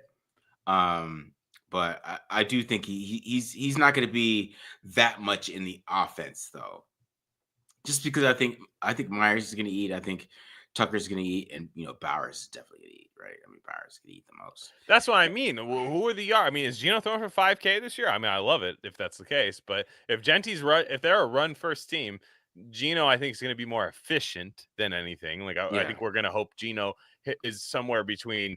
I don't really care about yards, right? Because I prefer to be winning these games and running the football. But, I think Gino will be hovering around 4,000 yards, if I think it's a good year. And then I think we need to, it's all about red zone conversion. It's not about Gino's numbers. It's about Gino's kind of like red zone conversion rate, third downs, things like that. So that's why I think Gino's numbers are going to be, I think he's going to be insanely efficient, but I don't know that he's going to like light up the league, but they're going to score points. And I think Genty is like, when you draft him 6 overall, it's like, oh, that's what we want to do on offense. Yeah, because a little bit of it too is, I think Geno Smith is gonna have a higher YPA this year. I don't think, because last year they weren't really trying to run the ball. He threw the ball almost 600 times. I think they're gonna try to bring that down, get some play action, and him throwing downfield. So that's why I think a little bit of that is going to be him. Some of the teams having more yards, but maybe not as many receptions. So yeah, I do believe that. I think they're going to throw downfield a little bit more than they did before. All right, let's keep it going. So Darian Porter, I was a little high on this one. I'm not gonna lie, but I do think he's going to start. And yes, I was thinking about Tyreek Woolen a little bit on this one. But what are your thoughts? 3 interceptions, 9 pass breakups. Oh, that's tough because PBUs are a tough number because it's like, well, what I mean is like, PBU is different. Is do you get a hand on the ball, right? Or like, do you like kind of disrupt the catch point? Whereas like if you cover him and the ball's just like thrown out of bounds because there's nowhere to complete that pass inbounds, so I'll go under on PBUs. I'll go over. I do think he's going to get a bunch of interceptions this year. I think this guy's a wide receiver at football. I actually am pretty high on him. He's another guy where it's like, oh man, I hope this works out. But I think if there's one thing Pete Carroll can do is like take a guy like this and just make it work. And I think, it's going to be interesting what the secondary looks like, right? And what coverages they play, right? Like you have Pete Carroll versus Patrick Graham. Like what are they going to do on defense? Is it going to be Pete Carroll's defense run by Patrick Graham? Or is it going to be Pete Carroll looking at Patrick Graham's defense and finding his pockets to put his guys in and put them in positions to succeed at? So that's going to be a big thing. I'll take the over on interception. I think he's going to get a lot. I think the Raiders are going to have to turn the ball over this year if they want to be good on defense. And I think they did a good job of getting guys in that can, whether that's linebackers like a Landon Roberts, who can force fumbles, guys that seem to be around the ball more than they're not. And I think Porter's one of those guys too. His interceptions on tape are fantastic at Iowa State. So I think that's one thing he's going to do is take the ball away. Yeah. I'm gonna be crazy. I'm gonna take the over on both. Okay. I think he's gonna surprise people. People will be like, "Oh, like how good this guy is," and I don't know if he's gonna be that good for the long term. Yeah. But he just reminds me of Tyreek Woolen so much because Tyreek Woolen had a lot of work to do, right? But Pete Carroll really got the best out of him, and Tyreek Woolen had great ball skills as well. I really feel like that's going to be the type of season that Darian Porter has, where he's kind of shocks people a little bit.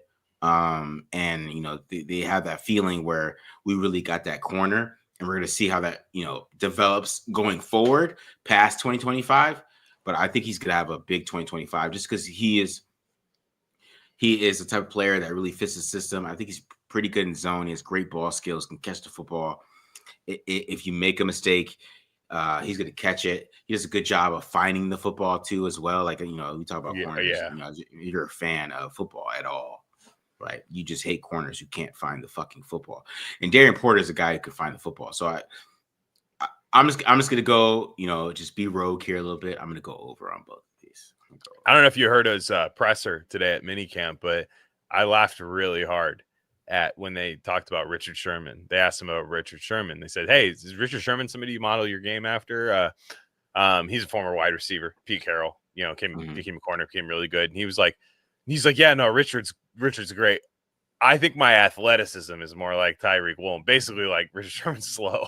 But Darian Porter was like, "I'm way faster than Richard Sherman. I'm not telling you which is true. It's objectively true, but it's funny, where it's like somebody telling you you're talking about a dominant corner." And he's just like, I think I'm more Tyreek Woolen, which is interesting because I agree. Mm-hmm. He's right. He's correct. And that's probably the tape they're showing him right now.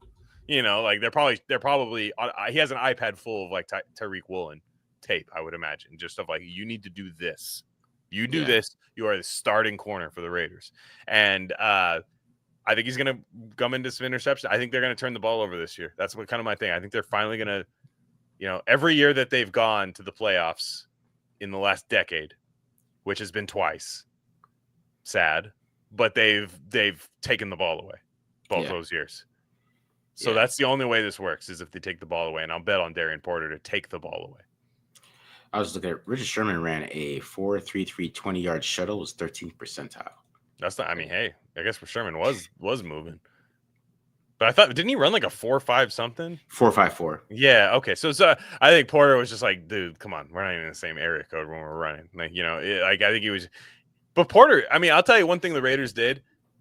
These dudes are all well spoken, like good, like they seem like good head on their shoulders guys. Yeah. All of them, every single player. So I will say, it's rare that you get, because remember when the Raiders for a while under Mayock, they would draft like, or even Reggie McKenzie, they would draft like a not athletic guy, but he was like a politician at the press conference. And you're like, oh, that's amazing. This guy's so well spoken. He's going to be great. But he wasn't that fast. They're drafting guys that are insanely fast and athletic who are really good speakers and leaders and stuff. So I see why they fell in love with all of these players. Yeah, I agree. All right, let's get to the rest of these guys.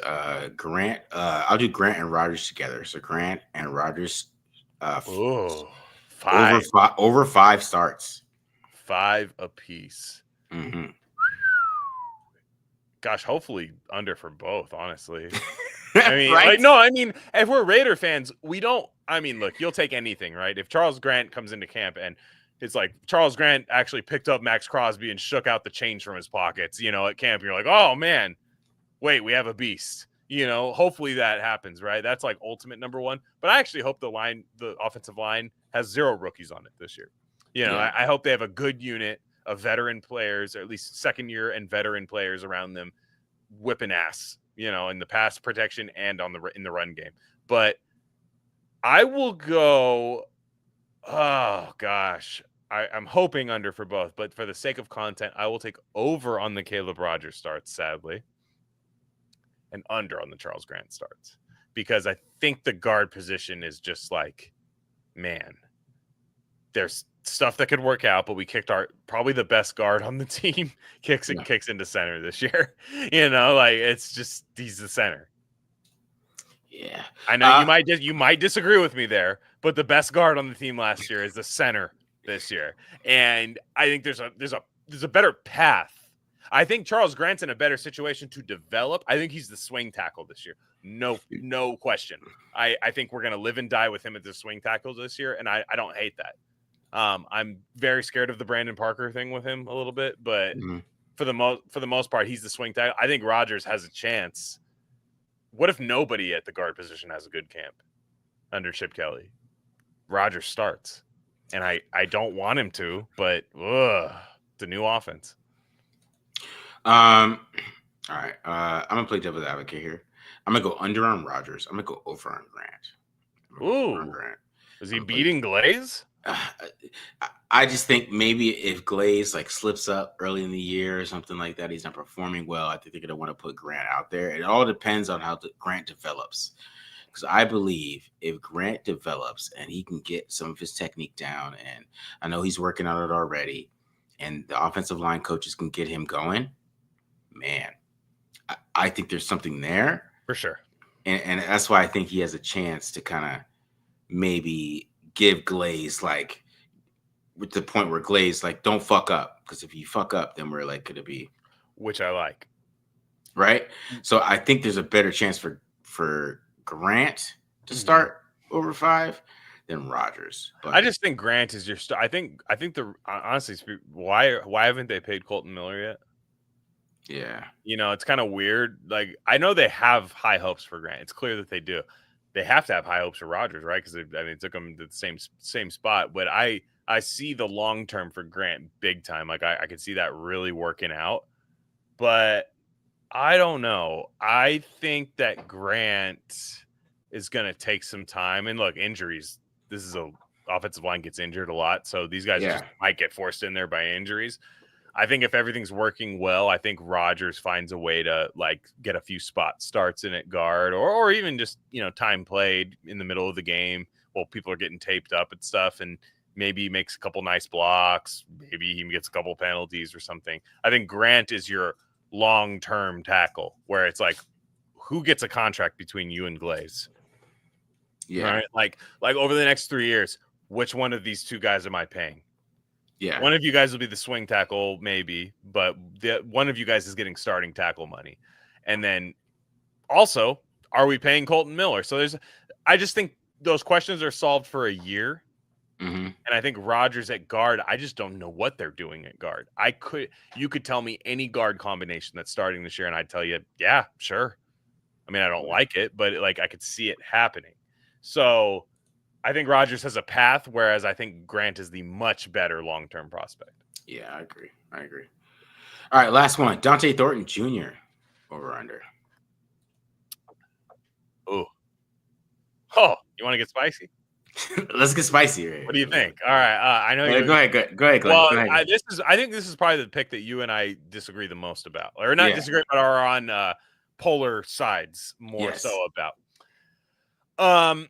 I think Dante Thornton has more touchdowns than Jack Besh his first year.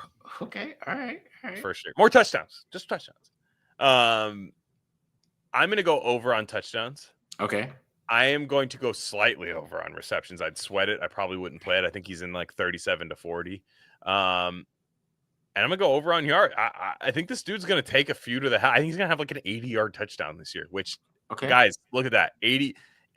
You need to do like his touchdowns, I think, are gonna be long touchdowns, right? And I think he's gonna get like 5 long touchdowns this year.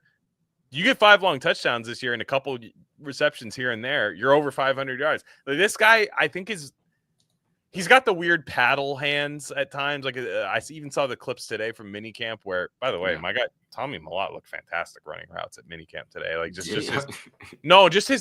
his movement. You're like, oh, I see the feet. I see, you know what I mean? Like you're like, oh, I see the feet. Okay, like I see what you guys are thinking.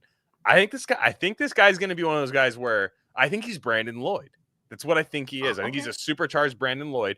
Where Brandon Lloyd, like if you ask a fan base, they're like, guy, he sucks, man. Like this guy, you get alligator arms in a big situation, but like he'll score like 6-7 touchdowns or 7-8 touchdowns a year that will be on SportsCenter top 10. So everybody thinks he's good. I think he's going to do that year one, and I think he can become something a lot better than that. This is just a rare size and speed combination that I think it's big bank, tank, little bank a lot of times when you're talking about receiving cores versus secondaries. Yeah. I'm going to go under on all of these. I figured.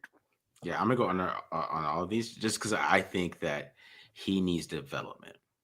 I think he needs to be developed. I think they need to make sure that he is going to be the guy that they want in year 3. That's what I think they need to take the approach with Dante Thornton Jr. is not expect a lot from him in year 1 and, let him grow as a player, because I think if they do that and they don't put too much on him and the guys could get injured, right? And it could change everything I'm talking about. Mm-hmm. But I think that they got to work on developing him first. And then once he starts to develop, then he can start getting more targets. Because I just think there's got to be more to him, right? Mm-hmm. But I do like his potential. I'm not gonna lie. Like after going back over his film and doing the breakdown that I did with him and Matt, not him and Matt, but with Matt, I think that he has a chance to be a great wide receiver if he could put it together. So that's why I think you just got to kind of take some time with him. And I know a lot of Raiders fans love him, but I just think you just got to relax. I don't want Raiders fans to kill him if he has like 20 receptions or something like that. Yeah, year 1. That's what I would be pushing back against, is like Raiders fans being like, oh, he sucks. He's always a pick. Whatever. Why do we do this? He only had like, you know what I mean? Like, allow him to develop, right? Because I think when we get to year 3 with him is where we're really gonna see what his potential is. Like, so year 1, you're gonna see a little bit. You can see some sparks. Year 2, you're gonna see more sparks. In year 3, that's when we really want to see him to be worth where you worth that 4th round pick, and or were you a steal altogether. So the size, weight, and speed is special. So you just gotta hope that he can definitely get better at like being more nuanced as a route runner and kind of getting better at some of those type of things before I kind of hit those overs on this one. So Well, but here's the thing, I think I people are saying I think people are saying that I think Thornton is a better player than Jack Besh. I don't think that's the case at all. mhm, I think Jack Besh will have a better rookie season in terms of like when you put on a Raider game, you watch it and you see Jack Besh working. I think Jack Besh is going to have some 7-yard catches that are like huge. Are like, damn, that was a huge 7-yard catch on 3rd and 6, dude. Like, damn, we needed that. Dante Thornton's going to be like, we're down 10 and Dante Thornton just made it a 3-point game. yeah. Yeah, and that's why I take the over on touchdowns there. I just think there's going to be like a few mistakes in coverage. He's going to have like 3 or 4 blown coverage touchdowns, or just Yeah. like, I'm sorry, this team's 3rd corner could not run stride for stride with this guy. Like just couldn't happen. And also I think Thornton, like, what if that's why I like a 4 wide receiver set with Besh, Myers, Thornton, and Tucker. Because then I have Genty in the backfield, and if I see a light box there, guess what I'm going to do? I'm going to run that damn football.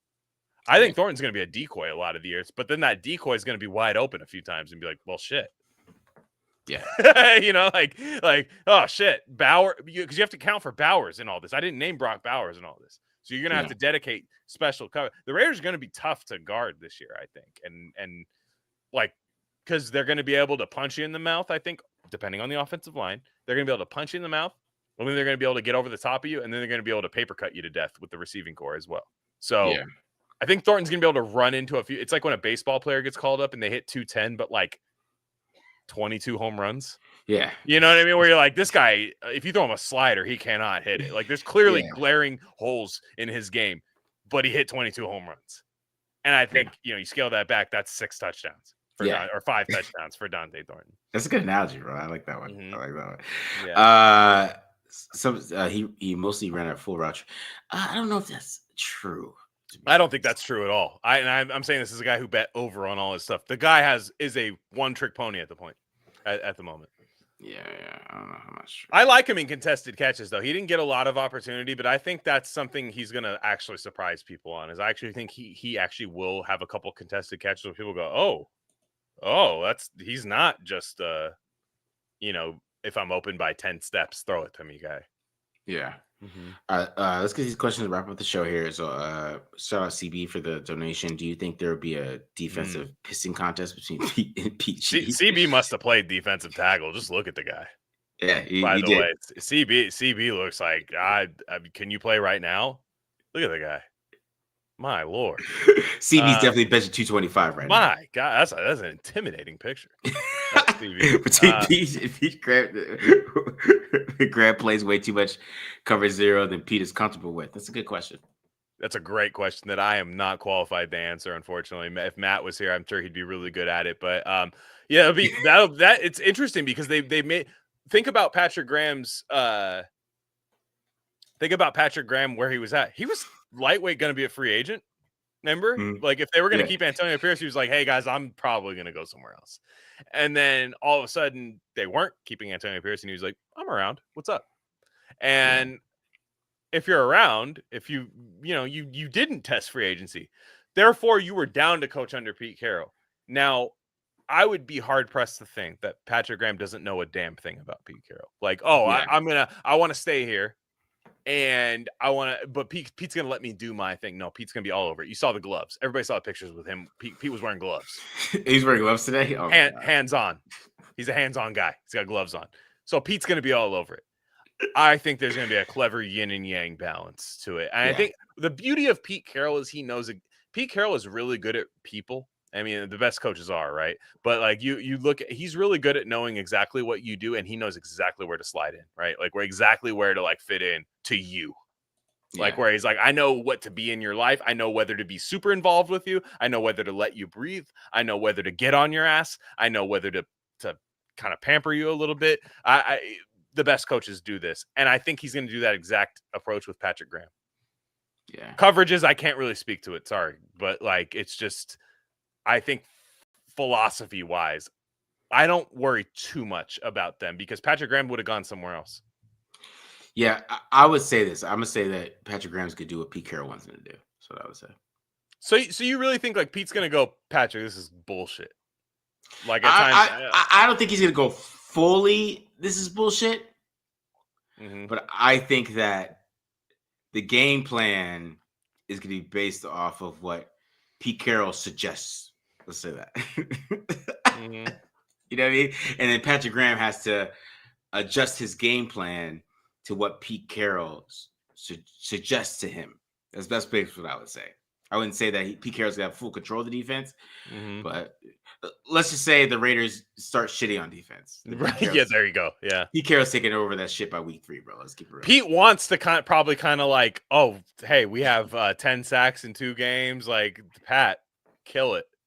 Yeah, I'll just be a leader. But if they're like, well, we've given up 32 and 34, we're 1-1. We found a way to win. Pat, what's going on? You know, like, should we play a little more off coverage? Should we play a little more, you know, and it is one of the more interesting things, but I have a hard time believing Patrick Graham, which again, it must have been really bad last year. And I'm sure about 2 years from now, in the same way we hear from Josh Jacobs about how bad the McDaniels years were, I think we're going to hear about how bad the Antonio Pierce year was about 2 years from now, when everybody's safe from it and not getting paid from that year anymore. You're going to start hearing about how bad that was. And maybe that's why Patrick Graham said, if you're keeping this guy, I'm done. But I've never seen Patrick Graham as a head coach. I have to say this. He gets interviews. Yeah. He kind of just seems like a guy who wants to put his head down and call defense. Like when you hear him speak, very smart guy. But he just, I have a hard time him like leading a team, like a whole entire team with personalities and stuff. So I think he's in a good spot under Pete Carroll. And I think he's going to know his role under Pete Carroll. And I think Pete's going to at times say, hey, what about this? And I think Patrick Graham's going to be one of those guys to be like, damn, you're smart. Let me do that. Yeah. I agree. All right, let's get some other questions before we get here. As of right now, who are you rooting for would be a sleeper player for free agency to draft and undrafted? Or are you guys worried about DE depth? Yeah, defensive end, there's probably one more spot available. I'm fine with Kuntz, Crosby, Wilson. I'm fine with that, right? And then who's the other defensive end, right? Like on there. I mean, there's room for a Jaw Joyner to make this team if he has a crazy camp. You know what I mean? And that's what we hope, right?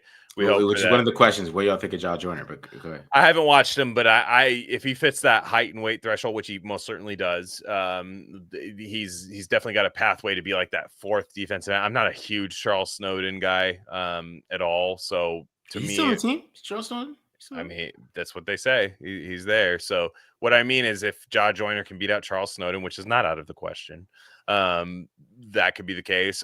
That's also a camp cut thing. A lot of times, I think when that's a big time, like if you need just a extra pass rusher, teams that are constantly switching their defensive coordinator a lot, sometimes will cut a pretty good pass rusher last week of camp, 3rd week of camp, and then I think the Raiders could add there as well. I don't think they need to make a splash at the position. I kind of, this Hemingway thing is where does Hemingway play is another thing to me, where it's like, is he a defensive end? Well, that's why I don't really like the picks I watch. I'm like, I don't know what this guy looks like on the Raiders when I watch him. And if Tyree Wilson can't beat him out in camp, then there's a huge problem. I think we have a huge problem at the position, but I think it's wide open at that defensive line position. But I do feel good about Kuntz and Crosby and Wilson, though. I do. Yeah, I agree with you. Can the D line help enough to build the secondary? I mean, let's hope. $1 million question. And also, really, to me, is can they get average cornerback play? Average corner play. Like, because that's what they're going to need is average corner play. They had I know people don't value PFF. They had the worst PFF coverage grade last year out of any team over the last 5 years, which is insane last year. Yeah. So average corner play next year does a lot for this team. Yeah, I agree with that, dude. Hold on. We can sign Bradbury. Wouldn't mind it. I don't think they're gonna do that. I think we're living in that's Madden 2022. Eric Stokes, guys, he's great in press Exactly. coverage. We That's gotta what I pray. mean. Like, you kind of did. To me, it's Ramsey or, I mean, right now they have a guy named Caillou Blue Kelly. And I was like, what is that? He's got 32.5-inch arms. I just looked at the name and I was like, is this a Dragon Ball Z child that happened? Like, what happened here? He's got 32.5-inch arms. Glenn, that's what Caillou Blue is. He's got some long ass. Yeah. Yeah. No, I mean, Richardson. You're hoping a guy like DeCamerion Richardson in his second year is that is true. Go ahead. You're hoping on that, right? You're hoping Sam Webb, right? Who's been hanging around. He hangs around. He's big, strong, and fast. Like, he hangs around. He has good preseasons. He has like defensive touchdowns in preseason. Spot start here and there. You're hoping he's just like, oh, Pete Carroll defense. Great. This is exactly what I needed. You're hoping for that, which is not what I love about this position group, but that's what you're hoping for. And you're hoping for Wilkins for healthy year and pass rush. I wish they had better linebackers, right? Because I haven't even brought that up. They don't have great linebackers either. So it's like, I'm a little scared about this defense. All right. Yeah, I agree with that. Does please eat up touchdowns? I think so, man. They're gonna try. They're gonna try. I know they're gonna do that. I know. Dude, there's gonna be a weird. The Raiders are gonna be a weird fantasy team this year because there's gonna be a guy that's like Ashton Genty. Are we on suicide watch, guys? For Ashton Genty owners, fantasy owners, JJ Pegues has 4 touchdowns this year, and Ashton Genty should have had those. But they didn't draft Pegues without factoring in slightly a little bit of his, like, I mean, you might even say fullback, right? Goal line fullback. Mm-hmm. You know, with him, Genty, Tommy Millott, direct snap. Oh, don't get me started on Tommy Millott in the red zone, because he do you can think throw the Geno red zone thing? Like, do you think they're looking at this? So, like, what if we had like 1 million people for the red zone? Yeah, because I looked at the Geno red zone thing and I was like, is this like a crazy thing? And yeah, and it wasn't about the interceptions the year before, but his completion percentage still sucked. Yeah, so it was bad. But like this last year was a lot of interceptions. Tom terrific in the red. Tommy touchdown in the red zone. The zone read, man, and then maybe do like a zone RPO option where he's throwing a touch. I don't know. I just Tommy just a lot of things you could do. Tommy just hitting the gritty at Allegiant Stadium from the 5-yard line where he walks in. Tommy and JJ Pegues and Ashton Genty. Tonka Hemingway, wing T. Tonka Hemingway, JJ Pegues, Ashton Genty, Tommy Millott, wing T. Full house. I like it, bro. Chip Kelly, Chip Kelly's thinking about that for a little bit. He's like, yeah, for sure. We're trying that at least once in camp. Yeah, I agree with that. Old coaches, all their practice tape. I don't know what does that mean?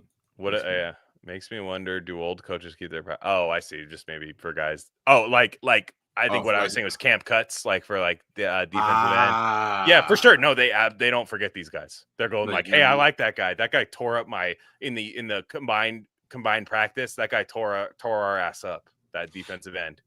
Let's go sign him. I mean, to be honest, the Raiders free agents were all like guys that Pete Carroll had drafted, like Eric Stokes.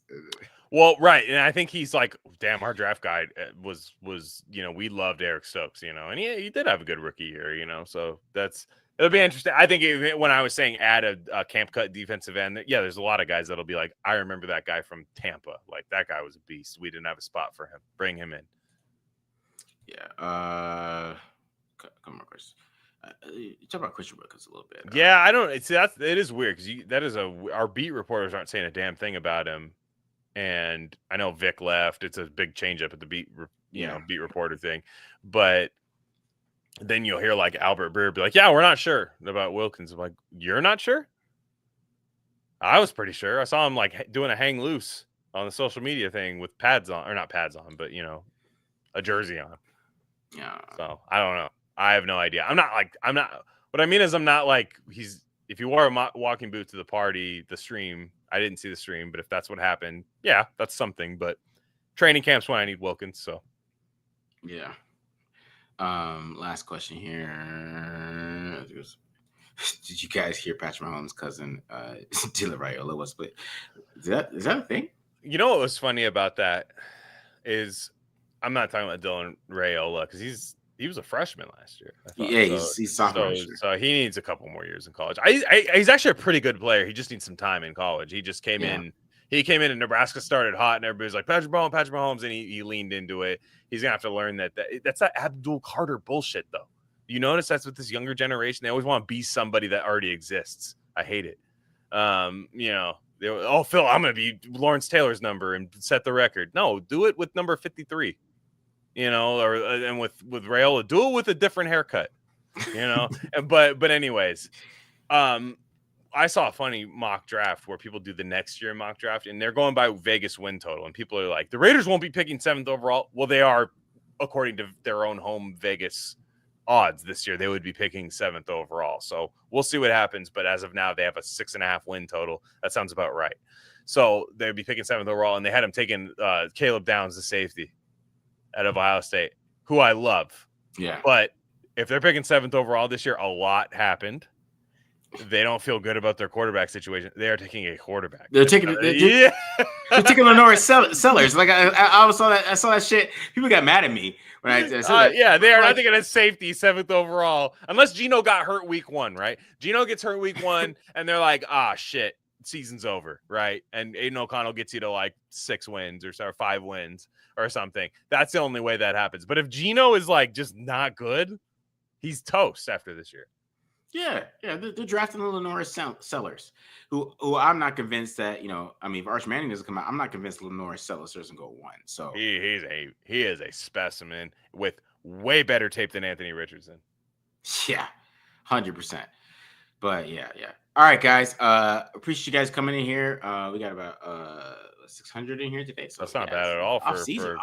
This is the real off season right here. Off season shit right here. So I appreciate you guys coming in here. Lots of questions today. Appreciate you guys throwing in the questions at us, keeping the show going here.